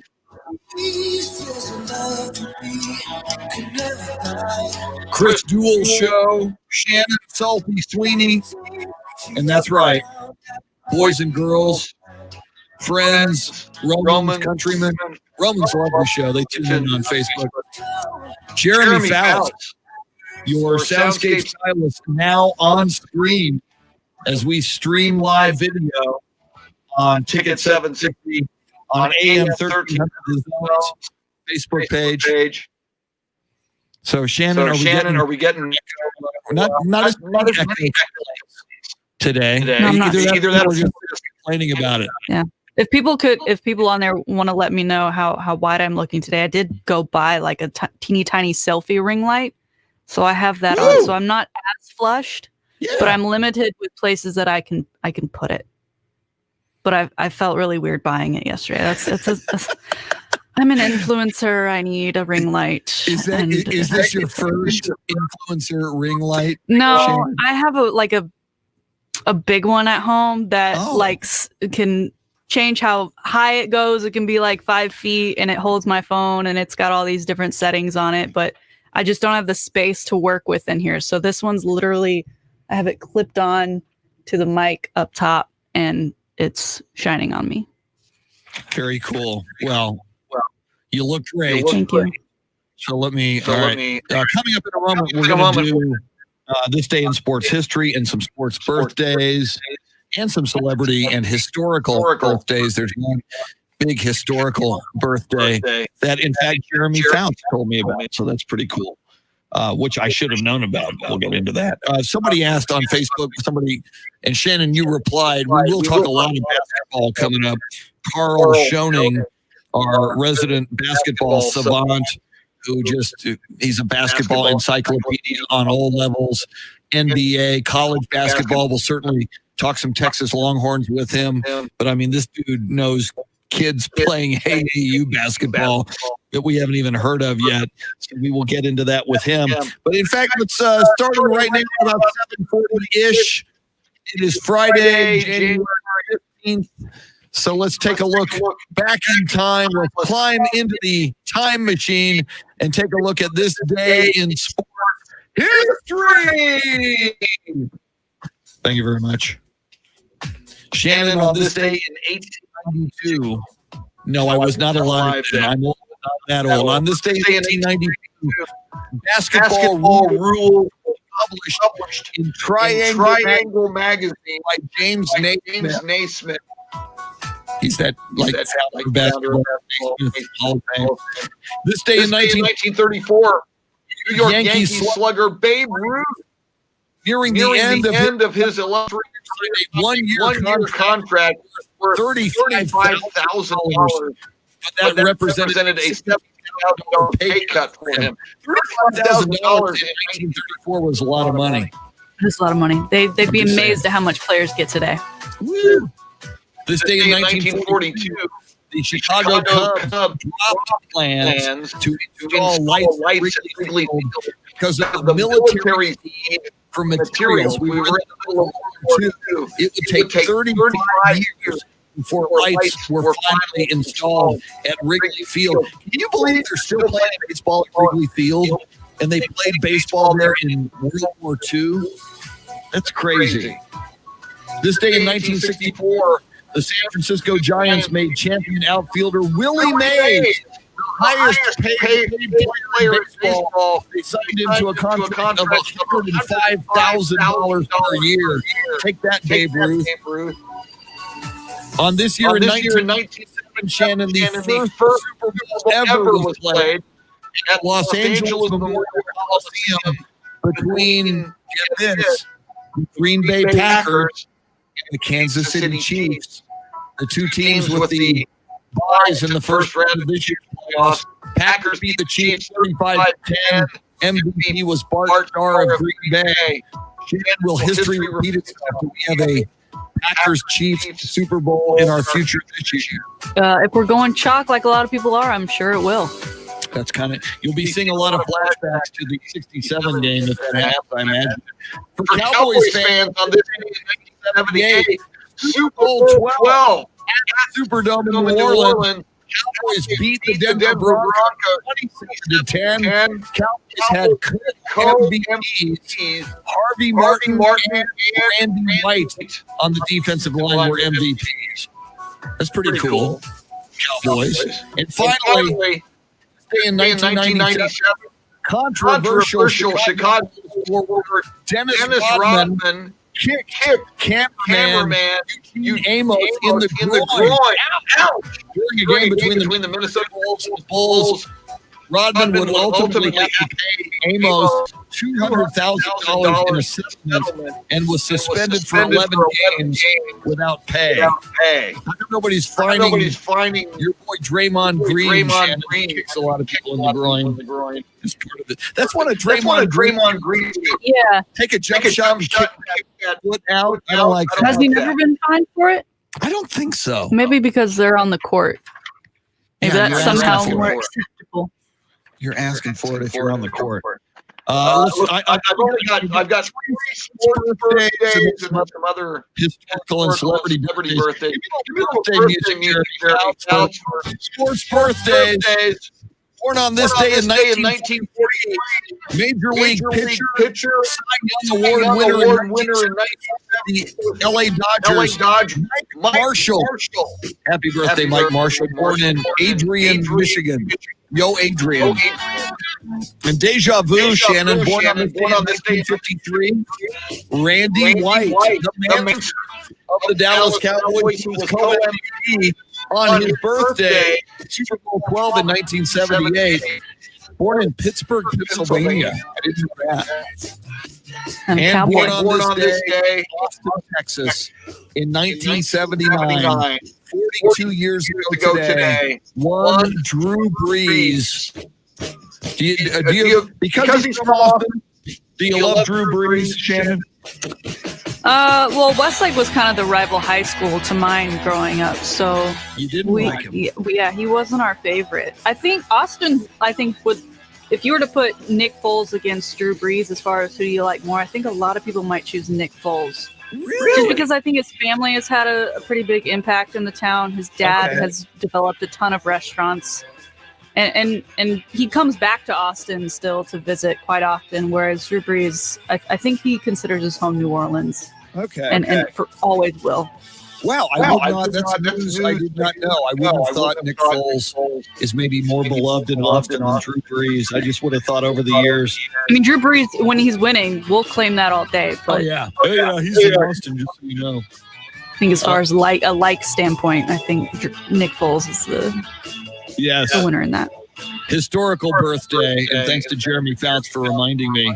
Dr. Martin Luther King Jr., born on this day in 1929. Let me do some Holmes High School math. It's 2021, so that's 8. He would be 92 years old today had he not been assassinated and had he lived.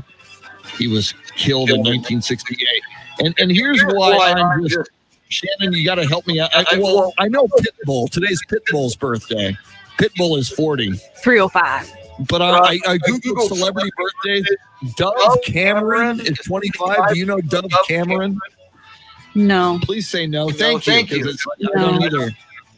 Ben Shapiro, journalist. I heard of Ben. Valentina Zieri, the actress, 24 years old. Yeah, I think everyone is making way for Betty White's birthday on Sunday. Yes. 99. I erroneously reported earlier. Is it Sunday? Or Sunday's Betty White's birthday? The 17th. Yep. She'll be 97? 99. 99. So she's hoping to feed some ducks that she usually gets visits from on the weekend. Yeah, and I heard that she's releasing like a DVD. Apparently, she did an animal show in the 80s where she would interview celebrities and talk about their animals. That would be fun. Like a retro 80s Betty White animals show. I take a look at that. Anything Betty White's pretty good. Yeah. Happy birthday on Sunday, Betty White. Those are your sports and celebrities' birthdays. This day in history. Drew Brees. We don't watch Nick Foles. Sorry. So there's that. Very, very nice. So let's see. Poll question. Once again, throughout the morning, we are asking you which underdog is most likely to win in the NFL playoffs this weekend. And a lot of people are with me, Shannon. A lot of people saying the Tampa Bay Buccaneers beating happy birthday boy Drew Brees of the New Orleans Saints on Sunday. Yeah, the Bucs Saints still leading 48%. Some Browns fans apparently jumped in on here after we said no one was voting for them. They now had 12% of the vote. Ravens over Bills, second place, 28%, and Rams over Packers at 10%. Yeah, the least likely Rams over the Packers.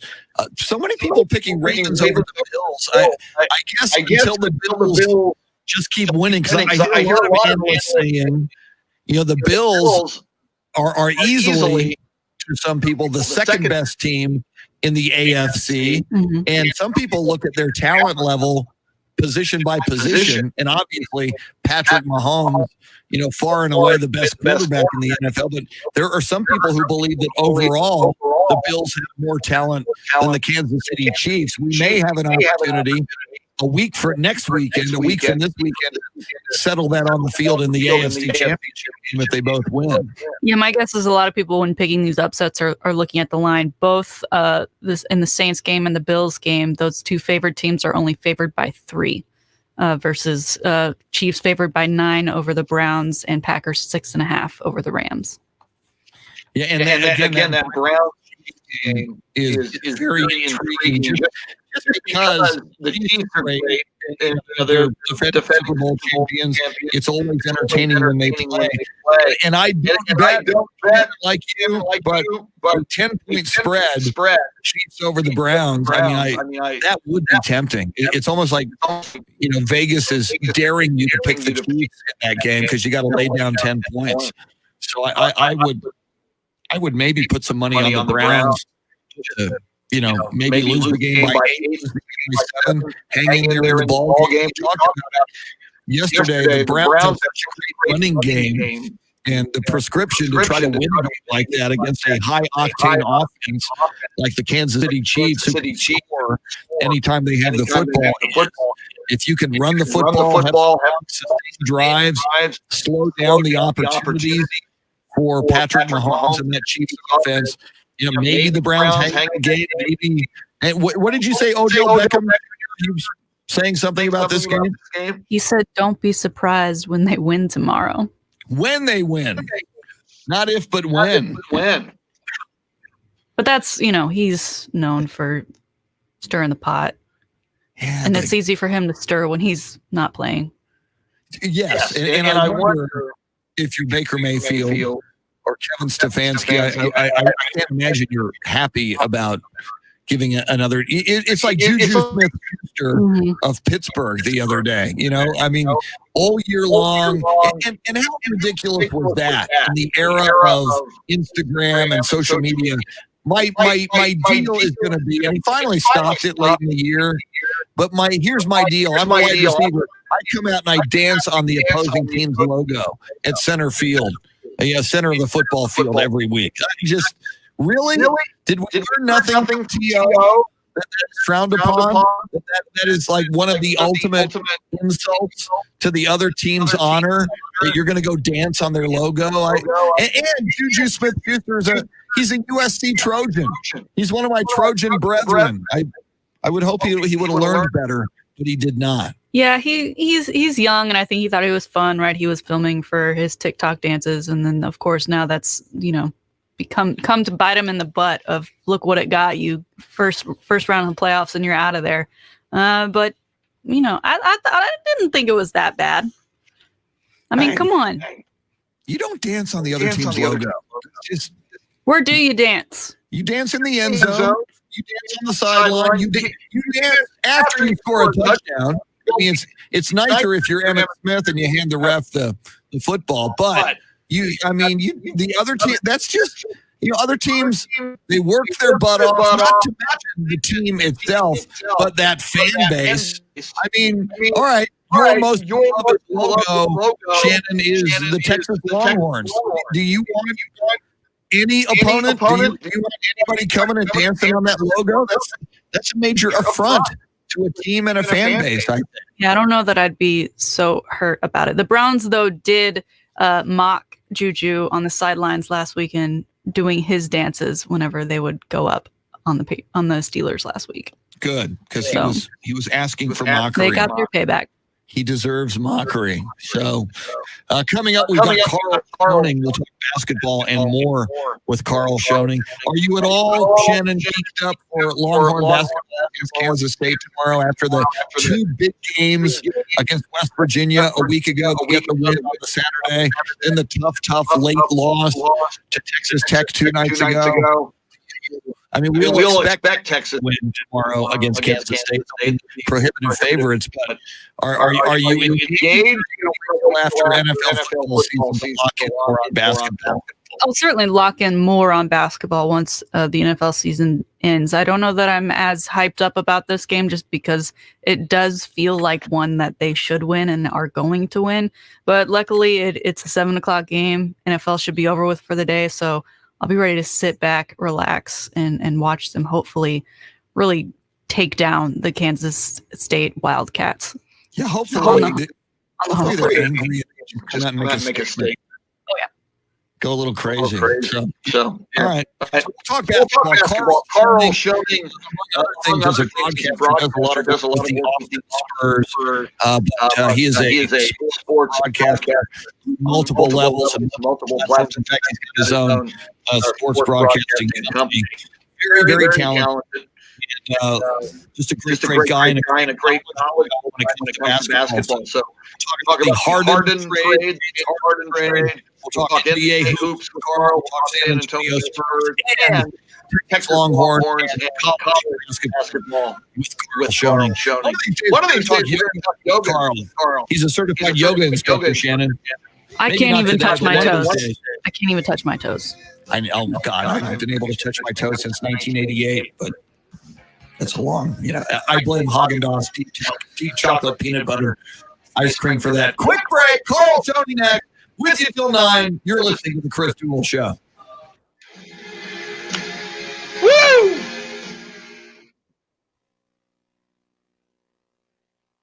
Luisa Alanis. Jeff says we still have the echo. Jeff, sorry about that echo. The good news, when we're not on the air, like right now, that echo supposedly goes away. So there's that.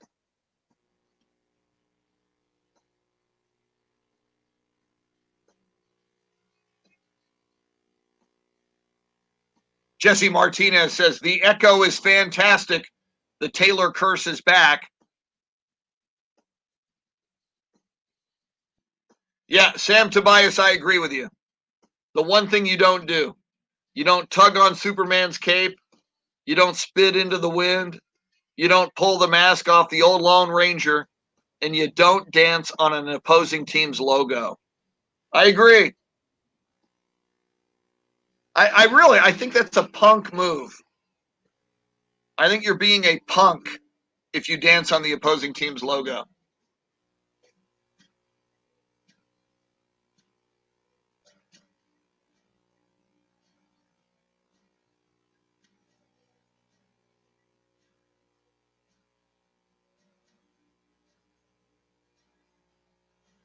Well, I am going to stretch a little bit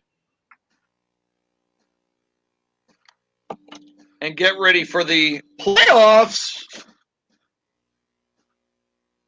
Playoffs? Don't talk about playoffs. Woo!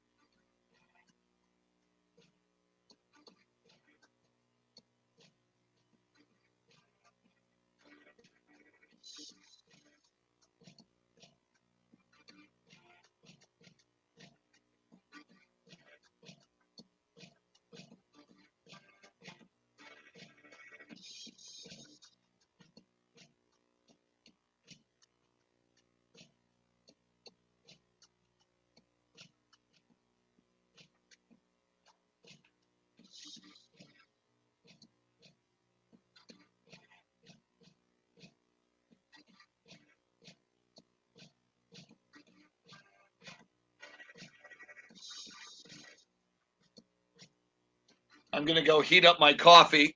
Somebody mentioned the Taylor curse.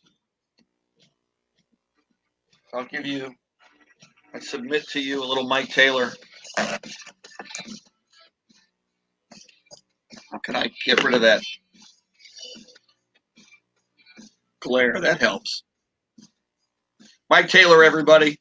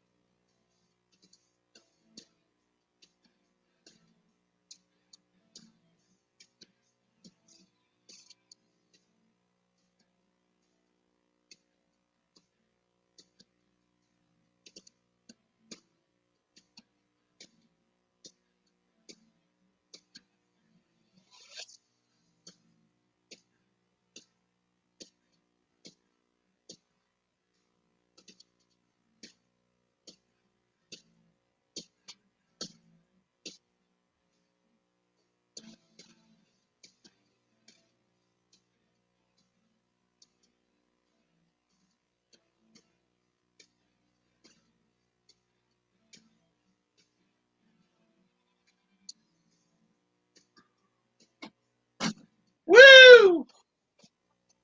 Mike Taylor, ladies and gentlemen, and the Mike Taylor dancers.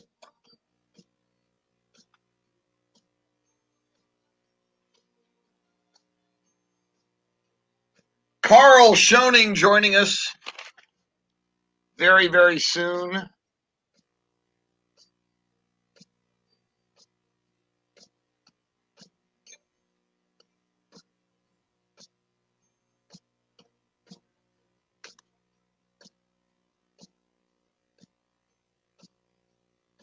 Robert Sharp, welcome in.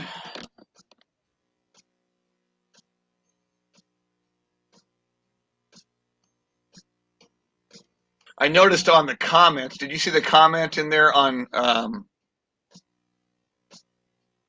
I noticed Shannon wrote, Jeremy, Callie suggested plugging headphones into your phone to see if that helps get rid of the echo. I don't know if you've been doing that or not. Yeah. Is the echo going from my end? I don't know. I maybe it's possible Shannon thinks it might be. I have my mic muted right now. Okay. I usually have it muted. I can try. The problem is I have it plugged in. Like Yeah. to charge it. I know, yeah. I've had that problem with mine. So, but I did send a message to the engineer. okay. Or at least Don's to see if somebody could do. Good. I appreciate your sending the message.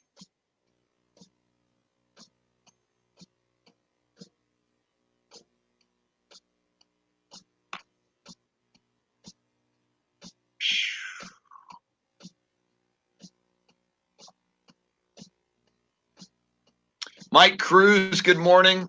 Roger Salazar.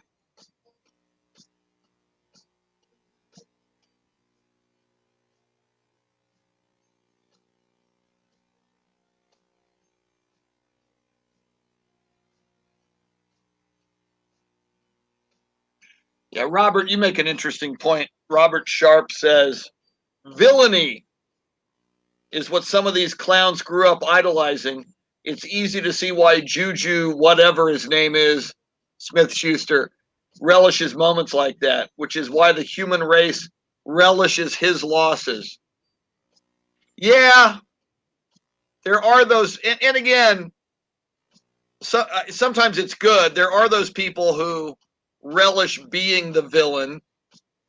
And, you know, they say in storytelling or screenwriting, your story is only as good as the antagonist, the bad guy. You know, without Darth Vader, Star Wars is not nearly as good. You kind of need bad guys. Thank you, Mooses. Bernard Trefan saying, This is the Chris Duel Show. SATX Sexy Grandpa doesn't need a... Hello, Beth Settle. Good morning, Beth Settle. Here we come. To the other side, break on through to the other side, break on through to the other side, yeah. Now, Chris Duel. Welcome to the 8 o'clock hour. Happy Friday. We move into a tremendous sports weekend. Lots of NFL playoff divisional round football, lots of basketball, NBA and college basketball, and a lot going on in the basketball world. The big story this week, of course, the James Harden trade, a 4-team trade that ultimately the highlight of that trade, the headline of that trade, sending James Harden from the Houston Rockets to the Brooklyn Nets. Welcome into the Chris Duel Show. I'm Chris, along with Shannon Salty Sweeney.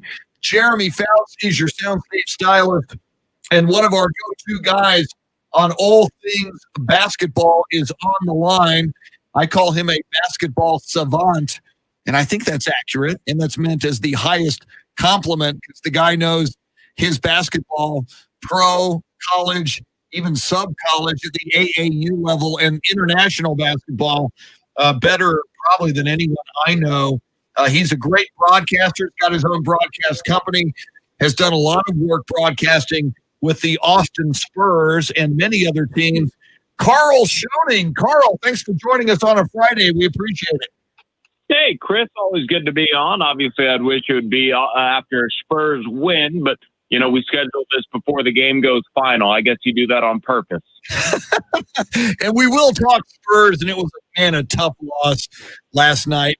The only or some of the good news is Spurs get a shot at those Houston Rockets again tomorrow as they're playing back-to-back games at the AT&T Center. Before we talk Rockets Spurs, Carl, I know you pay very, very close attention to the NBA. The big headline this week, that multi-team trade involving the Rockets and the Brooklyn Nets and the Indiana Pacers and the Cleveland Cavaliers. Ultimately, it sends James Harden to Brooklyn, theoretically setting up a super team with Kyrie Irving, Kevin Durant, and James Harden. Your thoughts on that deal, and what does it do for the Brooklyn Nets, and are they now the team to beat in the Eastern Conference? I think the parties that James Harden and Kyrie Irving are going to throw in New York are going to be phenomenal.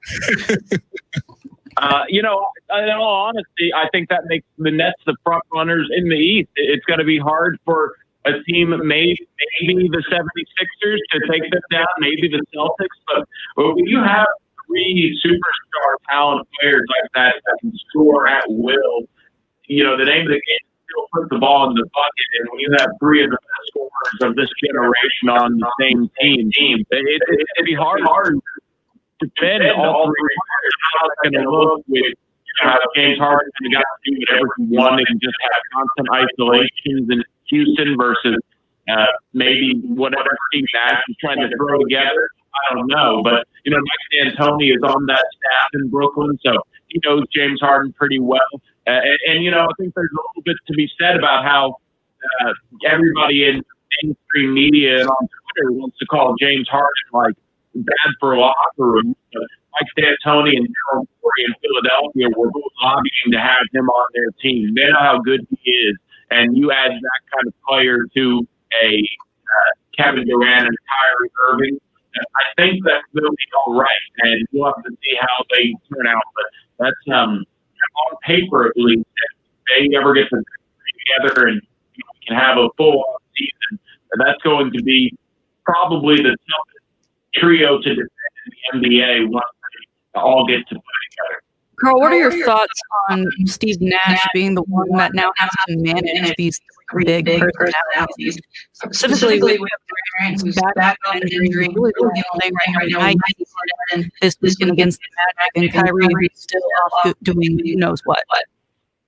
Yeah, it seems like quite the trio to manage as well, because you're not talking about a normal personality. You're talking about social media era personalities where we get to kind of create this soap opera based off of things that these guys do themselves. So, we're all familiar with what's going on with Kyrie Irving, or if you're not, he was potentially violating NBA protocol for COVID by being at his sister's 30th birthday party, I think just this weekend, when he says he's out for personal time, and the Nets didn't quite know what that meant. They just knew he wasn't with the team. And then obviously James Harden and his holdouts and all of the things going on with him are kind of up in the air. And the three of them, Kevin Durant really seems like the guy who's just there to hoop, and I think that he's a really good leader to have among the three of those guys, because I think he can get them in line, but also know when to defer to them as well. So it might come more down to Kevin Durant than it does to Steve Nash, but you can also count Steve Nash as one of those guys that will know how to deal with NBA personality, because he was an NBA personality. You remember all those years where he was up in Dallas with Dirk, and they enjoyed their time in Dallas as well off the court, but they would always come to work on the court. And obviously, Steve Nash has a lot of hardware himself as a back-to-back MVP in the league. So he commands that respect among those players. And I think that he's the right man to do the job to maybe work with those three. And I find that fascinating as we talk hoops with Carl Schoening. And you're right. Steve Nash, back-to-back MVP, and spent a lot of years in this league. And probably, I think he was still in the league in the early years of all these guys' career, Kevin Durant, Kyrie Irving, and James Harden. But I wonder, Kevin Durant, with his rings from the Golden State Warriors. Kyrie Irving, won the championship with LeBron James. James Harden still looking for his first ring. Steve Kerr is a guy who came in with that gravitas of the Michael Jordan Bulls and winning rings with them, and he won a couple of rings with the San Antonio Spurs. Do you truly believe that these three guys, they are very, independent characters and personalities in the NBA, Irving, Harden, and Durant, will they respect Steve Nash? Will he be able to guide them? And will he have ultimate authority, or are these guys so set in their ways as NBA superstars, it will be hard for them to follow direction? Well, I guess stay tuned to the soap opera that is major market NBA. That's all I can really say is we're also in COVID times where everything almost kind of doubles dramatically because, actions do take effect. We don't know what's going to actually happen with the league now looking into what's going on with Kyrie Irving. And, are we talking a major suspension to maybe set an example for somebody leaving for quote unquote personal issues to go on a party? I don't know what we're going to be talking about with Kyrie Irving coming back to the Nets. I imagine he would at least have to sit out 10 days by the end of this all being said and done.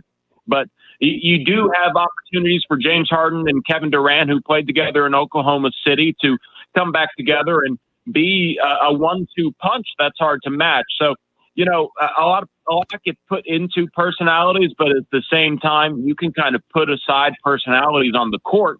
And if you work together well enough on the court, it comes down to just who puts up the most points at the end of the day. And again, I think that they're possibly the best offensive trio on paper, and we just have to figure out how the chemistry works between them because it's a fresh start for James Harden. It really is kind of a fresh start for Kevin Durant as well, even though he's been there a year. And Kyrie Irving gets two talented scorers like he's never had. So you just have to kind of figure out how you're going to play together and make the playoffs. That's the most important thing. And I think that, they're looking at a potential case where we might not get fans back into the stadium here before the end of COVID. So what does home court advantage really mean if you're not going to have fans there? And we can see what that maybe means if they're just, kind of like struggling to get into the playoffs, but maybe figure something out for the final 15 games of the season. Now, Carl, we saw a lot of teams involved in this trade to send Harden to the Nets. Obviously, the Rockets sending their former franchise player certainly shifts things down there. And some forces unhappy. But now we think maybe they could be on the mend eventually. We saw them play the Spurs last night. I alluded to this being a trap game. Because we think, they don't have their main guy. They also were without John Wall and some other key players, but Houston ended up getting that win in the 1-2 games that they've got coming up. Your thoughts on the Rockets now and that win they had last night over the Spurs? Well, it's absolutely a trap game. You're right, Shannon, because it's one of those things where the Spurs were coming off of a 4-1 road trip. They're feeling pretty good about themselves. This is a impromptu nationally televised game. This wasn't originally nationally televised, and obviously it was nationally televised before all the James Harden trade. And I mentioned there's a drama of major market NBA basketball, and Houston was certainly the most dramatic place, especially right before this game, right after it became a nationally televised scheduled game, where you're talking about all those statements from James Harden basically saying he's done everything he can. It's not going to work because of back-to-back losses to the Lakers. Then you're talking about public statements from that reaction and things that may be going on behind the scenes from some of the bets on that team like DeMarcus Cousins and John Wall. And then on top of that, the Houston Rockets haven't had a first-round draft pick since Sam Dekker in 2015. And Quinn Capella in 2014. So when you really think about it, they're pretty depleted when you talk about first-round draft picks. And here's this trade that brings in all of these first-round draft picks, and now an opportunity for some of these young guys to play for Houston that didn't get the opportunity to really play when Harden was around. John Wall and Eric Gordon are hurt. So that plays into the trap game thing. And guys who don't get much playing time, such as Shannon Brown, he had 23 points last night. Jayshawn Tate, the rookie, he had 13 and 10. And I was watching the Rockets broadcast last night, actually, and he was the first Rockets rookie to have 10 assists since like the year 2000. And then, off of the bench in his real first NBA meaningful minutes, Kenyon Martin Jr. plays 15 minutes and contributes with 6 points, some athleticism, some rebounds. And overall, the Rockets, it's kind of funny that we have these back-to-back games. The next time the Spurs and the Rockets play was like 4 weeks from now. The Spurs will have had so many games in between that they might have forgotten losing the track games in Houston just because like 10 games had already been played since the last time they played Houston. But I get the feeling they're going to come in very focused on Saturday and try to get this game back. And, obviously they know who Christian Wood is, but now they know who and what the rookies can do for Houston. So, game, an unfortunate loss, but I think that overall the Spurs grow from this, and Pop uses it as a learning lesson, a teaching lesson for the Spurs and the young guys that he has out there himself. Yeah, it's going to be very fascinating, the fact that the Spurs do get a second shot at the Rockets. That'll be a 4:00 game tomorrow. So pregame along the Spurs radio network with the voice of the San Antonio Spurs, Bill Schoening, at 3:30. We're talking hoops with Carl Schoening. And Carl, kind of a shame last night that the Spurs let this one get away. Rockets go on a late 14-2 run, and as you mentioned, Christian Wood just really got hot late, hit some key three-point shots down the stretch. Rockets win the game 109-105. I was sorry to see Keldon Johnson's career high. It's a short career. He's just in his second year, but you covered him quite a bit a year ago when he was with the Austin Spurs. But last night, Keldon Johnson, 12 of 16 from the field, a career high 29 points. He also had 6 rebounds. Talk a little bit, Carl, about Keldon Johnson. I mean, you look at his rookie year and you look at what he did in Orlando and what he showed us in the bubble and what he's now starting to show us in year number 2.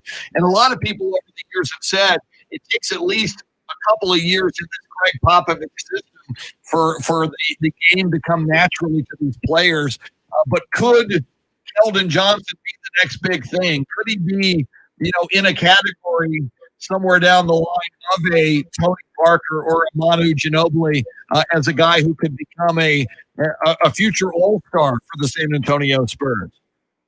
Well, I do think he cemented his role in the starting lineup. It seems that he'll be the starting kind of small ball 4 all the way to, if you need him to, run point guard in a pinch. And I don't think they've needed him to run point guard, but I wouldn't be opposed to letting Keldon Johnson have the ball in his hands as often as possible because he's just infectious energy. He does almost everything well. I can't really think of anything he doesn't do well. He loves taking it to the rim. He loves creating contact. He can knock down threes. He's a really good defender for a lot of positions. There were even times where he played some good defense on Christian Wood last night. I do really enjoy watching Keldon Johnson play basketball. He is somebody that, it's funny. I was listening to the Rockets broadcast last night again, and they said, it looks like the Spurs have their starting small forwards for the next 10 years. And, when you think about it, he is only 21 years old. And that's somebody who you just hope and expect that he gets better. So, if he's doing all these things now before he's, in quote unquote, the prime of his career, I can't wait to see what he's doing when he's 23, 24 years old. And, in the John Calipari era, when a all SEC rookie of the year falls to 29, that's actually a first that all SEC rookie that John Calipari has coached falls to 29, I think. I'm pretty sure it is. That's a blessing for the Spurs because that's good coaching at the college level to prepare them for the NBA level. And then when you talk about what the Spurs do, and I think it's really underrated what the Spurs do when they send these guys down to Austin so they can get some first option in the offense reps, number 1 defensive guy to guard the opposing best scorer. That's something part of the development process that if they had just kind of thrown him into the NBA rotation, he wouldn't have gotten. So or if he just stayed on the bench and not played either, he wouldn't have gotten those opportunities. So those opportunities, like no one knows that Keldon Johnson started 0 for 25 from 3 his, I think, first month in the NBA D League. And since then, he's just been a phenomenal three-point shooter. So, those opportunities to get shots up and work in the Spurs system can sort of really speed up the development of that 2 to 3 years that you were talking about. And I just think I can't say enough good positive things about Keldon Johnson. All right, Carl, we're going to head down the road to, or up the road to I-35, the Frank Irwin Center. I have to get your thoughts on that Texas Tech game. Of course, Texas Tech came away with it with that last-second shot against Texas. They'll see each other in late February. What's the good, bad, and the ugly you saw out of that game? I think that's just your typical top-ranked two teams in the top 15 ranked teams, a rivalry game. It's always a fun game whenever Texas Tech and University of Texas get together, and you have to really give it up for Mac McClung, who just had a phenomenal game. He had 22 points and was ready to go. I think he knocked down all his free throws. He was a really tough player for the University of Texas to handle, not to mention Kevin McCullough had a really good game. He almost didn't miss. They had a really solid game all around from their team. And then on the other side, University of Texas still played pretty good. It was, came down to that final shot, the 3 to put it ahead. I wish Greg Brown maybe had a little bit more impact in the game offensively, but I know he had 4 blocks in that game. And you're just going to lose games.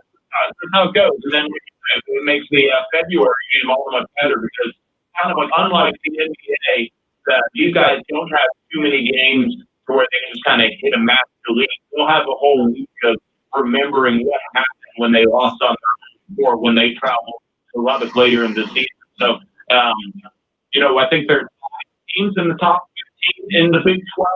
So it's just a really tough conference to play in. And obviously it's going to be kind of fun to see that conference tournament and probably see all those teams in Indianapolis for the NCAA tournament bubble because the Big 12, they play some basketball.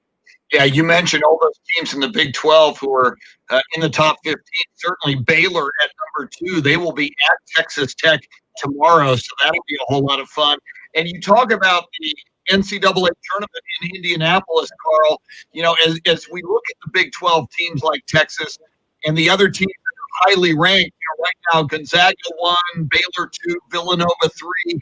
Texas started the week at 4. Presumably, maybe they fall a little bit after the loss to Texas Tech. But knowing what you know about basketball, do you feel confident that, Texas, if they continue to grow in February and into March, do you think they'll be making some big noise at the tournament in Indianapolis? Might they go deep or might they be a Final Four team?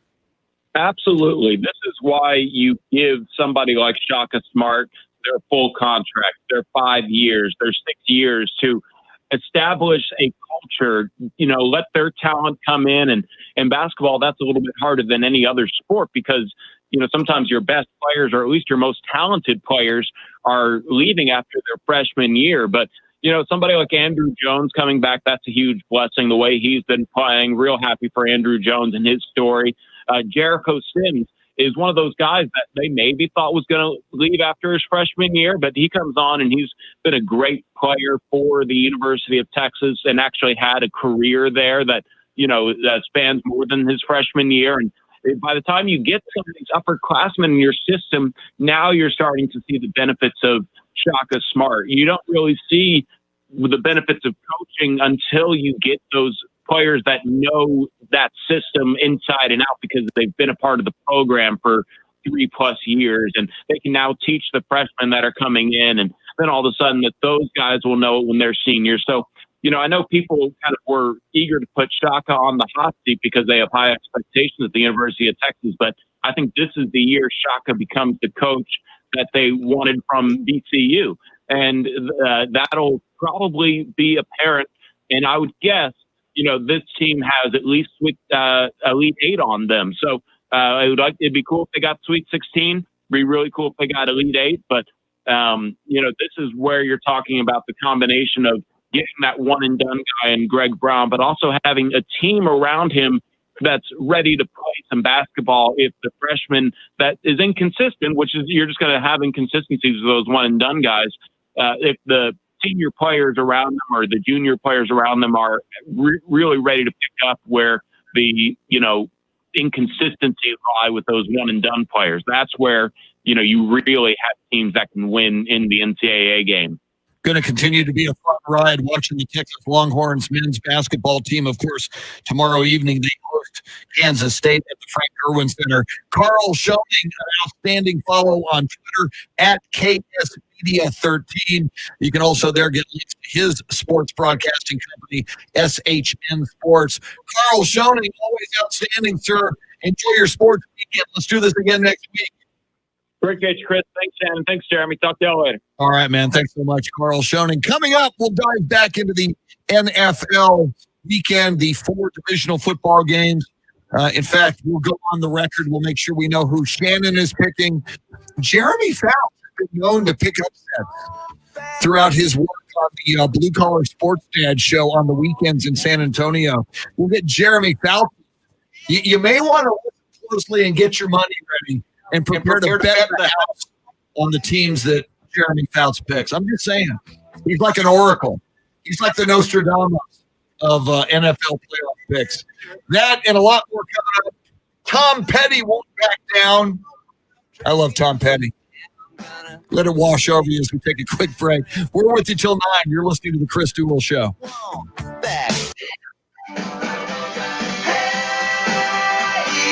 Whoa, look at that. Look at that graphic, Shannon. Woo! A "we'll be right back" graphic. Very nice. Woo! Yeah, there's all kinds of wizardry available with the platform. We just haven't explored it yet because we've been trying to deal with the echo issue, but that's just one of them. Oh, there it is. Cool. Now, Shannon, I'm wondering on that slide, is there still audio? So in other words, when that slide is up and it's up right now, can they still hear us? So I'll have to come back and check that. But that's cool. AC Gonzalez, welcome. Carl Fisher, welcome. Carl, that'll be a tease. We will get that answer from Jeremy here in just a moment.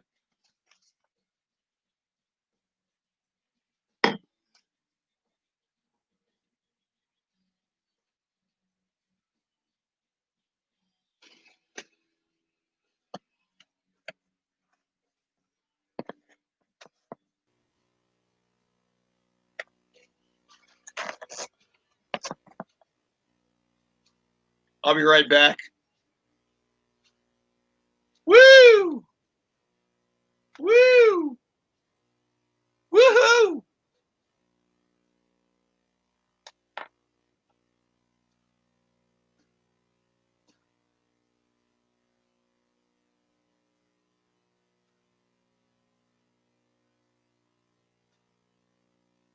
There it is.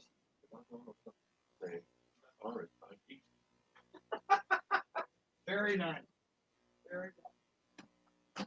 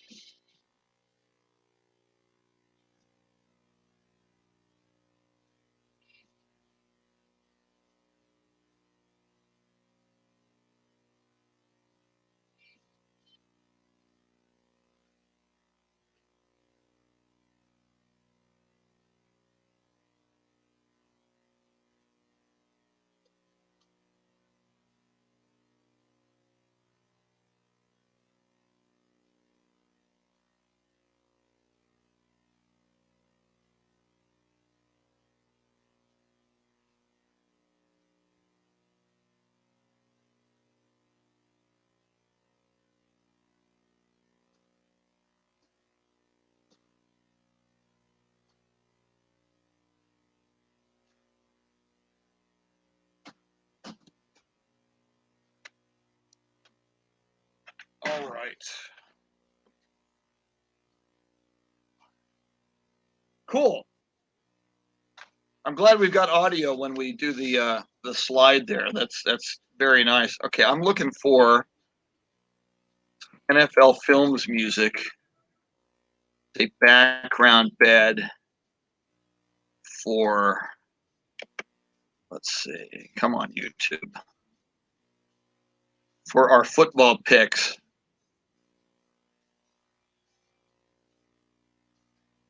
My internet running a little slowly here. Actually running very slowly.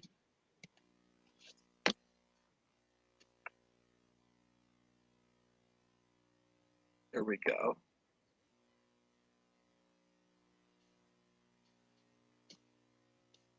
That's 2 I have.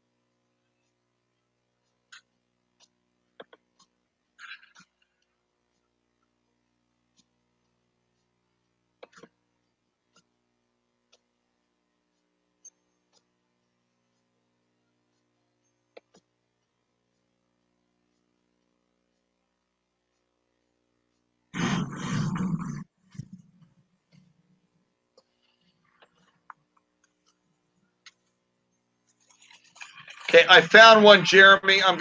What's the fastest, Twitter or email? Email?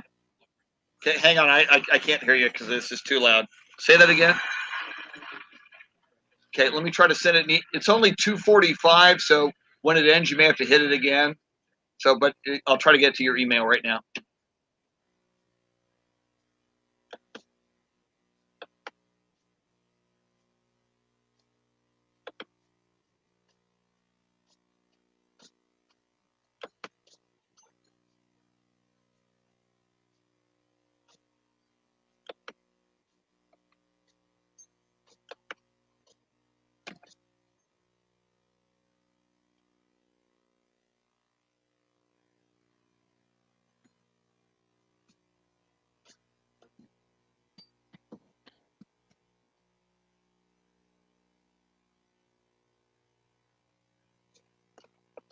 Okay, I just sent it from my Gmail because I don't have my iHeart open up. Hopefully it gets to you from my Gmail.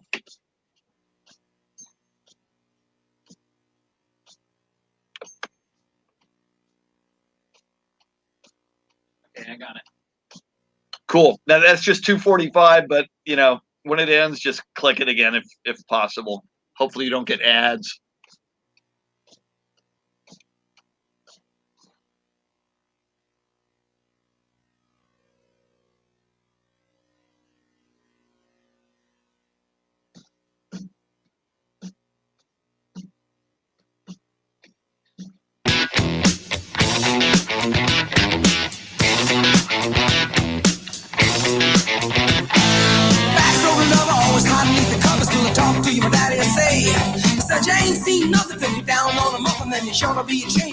Chris Duel show on a Friday on the cusp of glorious, spectacular, blissful, exciting NFL divisional playoff action.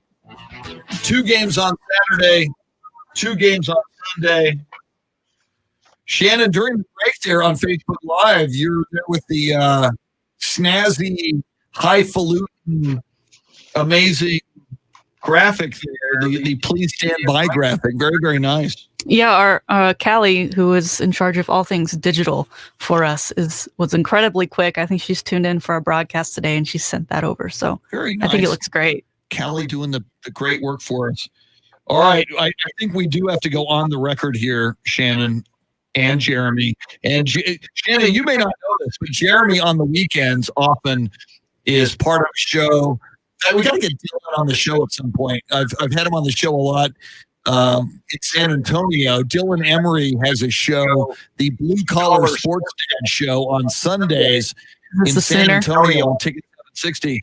And Jeremy has been known to pick just wild games that nobody. I think he picked the first New York Jets victory of the year when nobody thought the Jets would win a single. And then he came back and picked the Jets the next week, and the Jets won the next week. So he's got some kind of magical, mystical football predicting powers. All right. Well, so I'm ready to hear him. So I'm assuming, since you and I didn't plan this before, that we do it officially before the show. We just kind of make it up on the fly. We're picking straight up winners as opposed to versus point spread. Are we just picking winners here? Yeah, straight up winners is fine. That would be easier. Yeah. So, okay, we'll pick up straight up winners. So we'll have Jeremy go first in each game. And then Shannon, you I can just kind of flip-flop on games.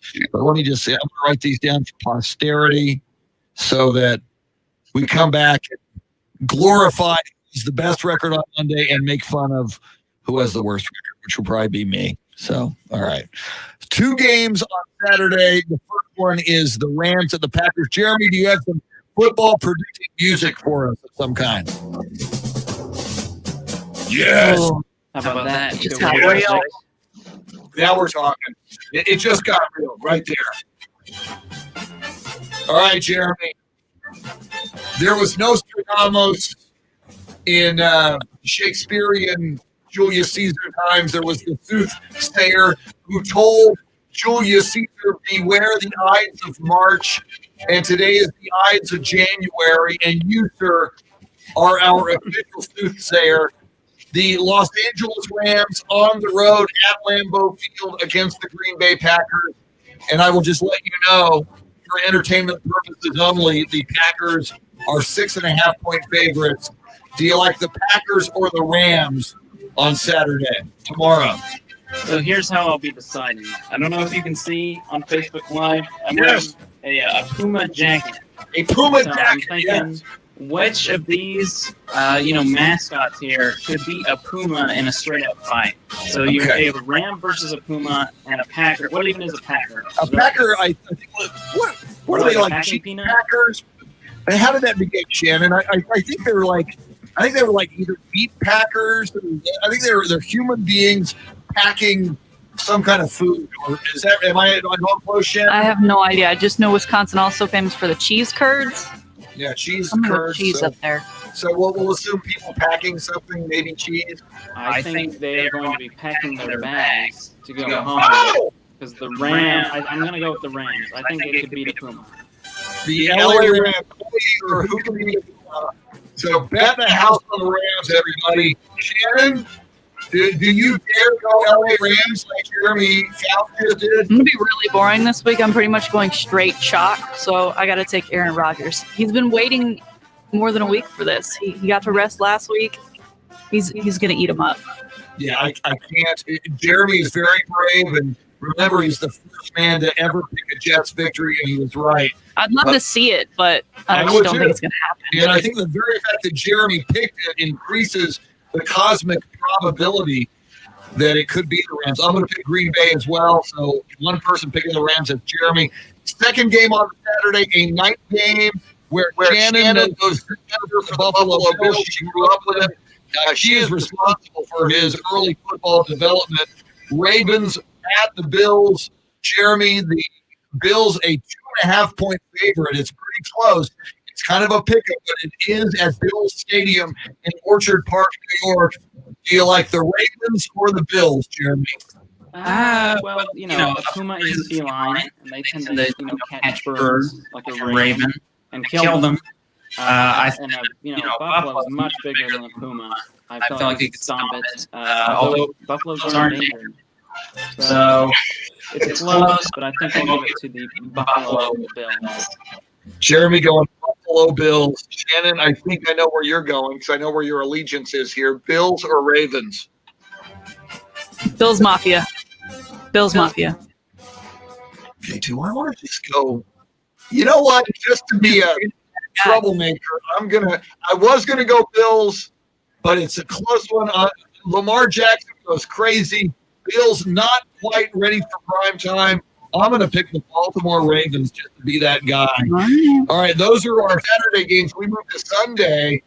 Jeremy, 2:05 Sunday, Arrowhead Stadium, Kansas City Chiefs. I must warn you, Jeremy, the Cleveland Browns are the biggest underdog of the weekend. They're a 10-point underdog to the defending Super Bowl champion Kansas City Chiefs. Do you pick the Chiefs or the Browns? So the Browns, their little logo here is a football helmet. So I'm assuming that the warrior sending into this tournament would be a football player. Is that kind of, yeah. Paul Brown, the original coaches slash. Some say they were named after a dude named Paul Brown back in 1846. Oh, okay. You could argue that. So it's either a dude or a dude in a football helmet. Okay. Or, a Native American chief. I feel like would probably stand a pretty good chance against a Puma, just based off what I know. At least more than Paul Brown. So I think I'll go with the Chiefs. All right. Picking the Kansas City Chiefs. Shannon, you're going chalk. I don't think you're picking Baker Mayfield in the big upset this week. No, definitely taking the Chiefs. To be the champ, you got to beat the champ, and I don't think the champs are going to get beaten anytime soon. No argument from me. It's the first one that we all agree upon. We all pick the Kansas City Chiefs. We move to the final game of the weekend. It will be Sunday early evening, a 5:40 kickoff from New Orleans. Jeremy, this is the two old men at quarterback. Drew Brees, who turned 42 today, is his birthday, against Tom Brady at age 43. Brees and the Saints, Brady and the Bucks. Buccaneers versus Saints, final game of the weekend. Jeremy Fouts, who do you like? So this one was tough. I got a lot of fans pulling on both sides. I got Carl Fisher in the Facebook Live going for the Buccaneers. I got Yolanda going for the Saints. So it's very tough. I got a lot of fans yelling at me. But I got to stick with what I'm picking, and it's who could beat a Puma. And the Saint, I think, would try to do a Daniel in the Lion's Den kind of thing and just not do anything. So I would go with the Buccaneer, who is probably armed with swords and a good flintlock. So give me the Bucs. Wow. Tampa Bay Buccaneers, says Jeremy Fouts. Shannon, you're going chalk. Drew Brees, an Austin guy, even though Nick Foles is more beloved in Austin. Who do you like in this one? Yeah, I have to take the Saints, and I think it's less about Drew Brees and more about who he has around him. I don't think the Bucs are going to be able to stop Alvin Kamara. I think he gets into the end zone multiple times. Who dat? Go Saints. All right. I have to go with Jeremy Fouts on this. I have been kind of a closet. I'm a Cowboys fan first and foremost. My second team is the Houston Texans. But I will admit, I will come clean. I didn't used to like this guy, but now that he's old and nobody believes in him anymore other than Giselle and me, Tom Brady, I've been a closet Tampa Bay Buccaneers fan all season long. It's hard to beat a good team 3 times in an NFL season. It's my lock of the weekend. Tampa Bay, and the Buccaneers led by Tom Brady and Antonio, 2 touchdown passes to Antonio Brown. And maybe he didn't have the Saints logo. I'm just saying. That would be a very Antonio Brown thing to do, wouldn't it? It would be. Yeah. You love you some Tampa Tommy. I do. I used to hate him. When he was with the Patriots, I used to hate him. You know, and I told you, I was at his first ever Super Bowl in New Orleans. Oh, I didn't even think about that. Brady wins his first Super Bowl in this building in New Orleans back in 2002. He comes back as a 43-year-old. This building has been very, very good to Tom Brady season. I'm just saying. And how do you feel about Gronk now that he is also down in Tampa? I like, Gronk is Gronk. He's a bad man. He's a party animal. Hasn't really made a lot of noise this year, but he's one of Tom's dudes. And again, he's got that playoff pedigree, so hopefully he comes up big in this one. How about you? What do you think? I don't see. He's not as wild as he used to be. I think maybe he has a girlfriend now. Maybe she's like, "Hey, you need to calm down." And I don't know how old he is either. If that has played anything into it. And so, luckily, he out of all the COVID issues we've had, and people calling out players who aren't going by the COVID regulations, you would think. Of what we used to know Gronk as would be one of those guys, but he hasn't been. Tommy's keeping him in line. I like the two of them playing together, but I just don't think they're enough to take over on that Saints defense. We will know on Monday who was the soothsayer among us, Shannon, Jeremy, or me. Interesting, and it's a great question. You said you don't know how old Gronk is, so I Googled it. I was thinking like 34. He's only 31.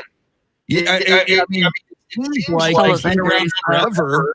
31 in the NFL for a tight end usually isn't that old, but he's got a lot of miles on him. So, a poll question. I know we're up against it, but how's the poll question result, Shannon? Yeah, a lot of people still thinking the Bucks over the Saints, followed by Ravens and Bills. Browns have pulled up and tied themselves up the Rams for the Packers. So Browns fans jumping on and they do it 2 weeks in a row, surprising everyone. You can pick the biggest upset. We'll keep those poll voting open. Shannon, outstanding as always. Enjoy your football weekend. You as well, sir, and WandaVision on Disney Plus. That's my extracurricular activity this weekend. Very nice. Jeremy Fouts, quick answer. What's your big weekend plans?